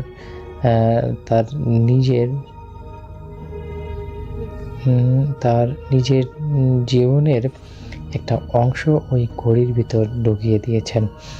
অমিত শাহের আরো গাঢ় হলো সে রাতের বেলা ঘড়িটাকে আরো মনোযোগ দিয়ে দেখতে লাগলো। রাত প্রায় 12টার সময় সে মুহূর্তে আবার এলো। সবকিছু স্তব্ধ, কেবল ঘড়িটার মধ্যে সেই অনুভূতি মুখটা। এবার অমিত সাহস করে ঘড়িটার কাছে গেল। সে লক্ষ্য করলো প্রতিবার যখন সে মুখ দেখা যায় তখন ঘড়ির ভিতরে পিতলের অংশগুলো যেন একটু একটু করে পাল্টে যাচ্ছে, যেন সময়ের সাথে নয়, সেই মুখটার যন্ত্রণার সাথে ঘড়িটাকে পরিবর্তন করা হচ্ছে। একদিন সে ঘড়িটা খুলে ভিতরের অংশগুলো পরিষ্কার করার সিদ্ধান্ত নিল। রাত 11টা বাজে 55 মিনিটে সে তুল নিয়ে এসে ঘরের কাছে দাঁড়ালো। তার উদ্দেশ্য ছিল 12টা বাজার আগেই কাছের কেনাকাটা খুলে ফেলব। 11টা 58 যখন সে কাছের ঢাকনা তালা খুলতে যাচ্ছিল, ঠিক তখনই হঠাৎ করে জোরে বাজতে শুরু করলো, কিন্তু এলোমেলোভাবে। টং টং টং টং টং টং। ঘড়ির কাঁটা দ্রুত ঘুরতে শুরু করলো। কয়েক সেকেন্ডের মধ্যে সেটা রাত 12টা পার করে আবার রাত 11টার দিকে ফিরে গেল। ঠিক তখনই দেয়ালের উপরে টাঙানো ঘড়ির ভিতরে সেই মুখটা চিৎকার করে উঠল। কিন্তু সেই চিৎকার ছিল না, সেটা ছিল অমিতের নিজস্ব কণ্ঠস্বর। অমিত ভয়ে পিছনে এলো। সে দেখলো সে আবছা মুখটা এবার পুরোপুরি স্পষ্ট। সেটা ছিল তার নিজের মুখ, যা কয়েক মুহূর্তের জন্য ঘড়িটার ভিতরে আটকে গিয়েছিল। কিন্তু সে বুঝতে পারলো এই ঘড়ি সময়ের ভ্রম তৈরি করতে পারবে, আর যে কেউ এই রহস্য ভেদ করতে চায় আর একটা মুহূর্ত চিরতরে ঘড়ির ভিতরে বন্দি করে দেয়। রাত থেকে সেই অমিত আর কখনো 12টার সময় ঘড়ির দিকে তাকায়নি।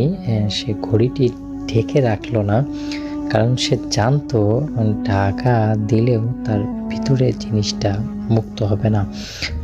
আজও অমিতের ঘরের দেওয়ালের ঘড়িটা ঠিক মাঝখানে যখন 12টা বাজে তখন সবাই একটা দীর্ঘ নিঃশ্বাস অনুভব করলো। আর তারপরে শোনা যায় একটা চাপা গভীর মানুষের কণ্ঠস্বর, যা সময়ের কারাগারে চিরতরে আটকে গেছে। অবশ্যই নির্বাচনী যেটাই করা হোক না কেন, সর্বপ্রথম কুশল বিনিময় করা হবে। তো সব মিলে যে আমাদের কি নাম আইলস সব কিছু ঠিকঠাক মনে করে দিয়ে ঠিক আছে। তো দর্শক, আমাদের আজকের এপিসোডটি ছিল পর্যন্তই, কারণ সবাই তো দর্শক, শেষ করছি আমাদের আজকের এপিসোড। আশা করছি আমাদের আজকের এপিসোডটি আপনাদের কাছে ভালো লেগেছে। যদি গল্পগুলো এতটুকু ভালো লেগে থাকে তাহলে কিন্তু অবশ্যই গল্পটিতে একটা লাইক করে দেবেন, যদি পান সময় একটা শেয়ার করে দিবেন, এবং সবার শেষে চিকট টিমের জন্য একটি উদাহরণ যে আমরা সব কিছু মিলেই ঠিকঠাক হতে যাচ্ছে। তো আশা করছি আমাদের গল্পটি আপনাদের কাছে ভালো লেগেছে। যদি গল্পটি এতটুকু ভালো লেগে থাকে তাহলে অবশ্যই গল্পটিতে একটি লাইক, কমেন্ট, শেয়ার করে আপনাদের বন্ধুদের মাঝে পৌঁছে দিবেন। তো দর্শক, শেষ করছি আজকের এপিসোড। ভালো থাকবেন, সুস্থ থাকবেন, আল্লাহ হাফেজ।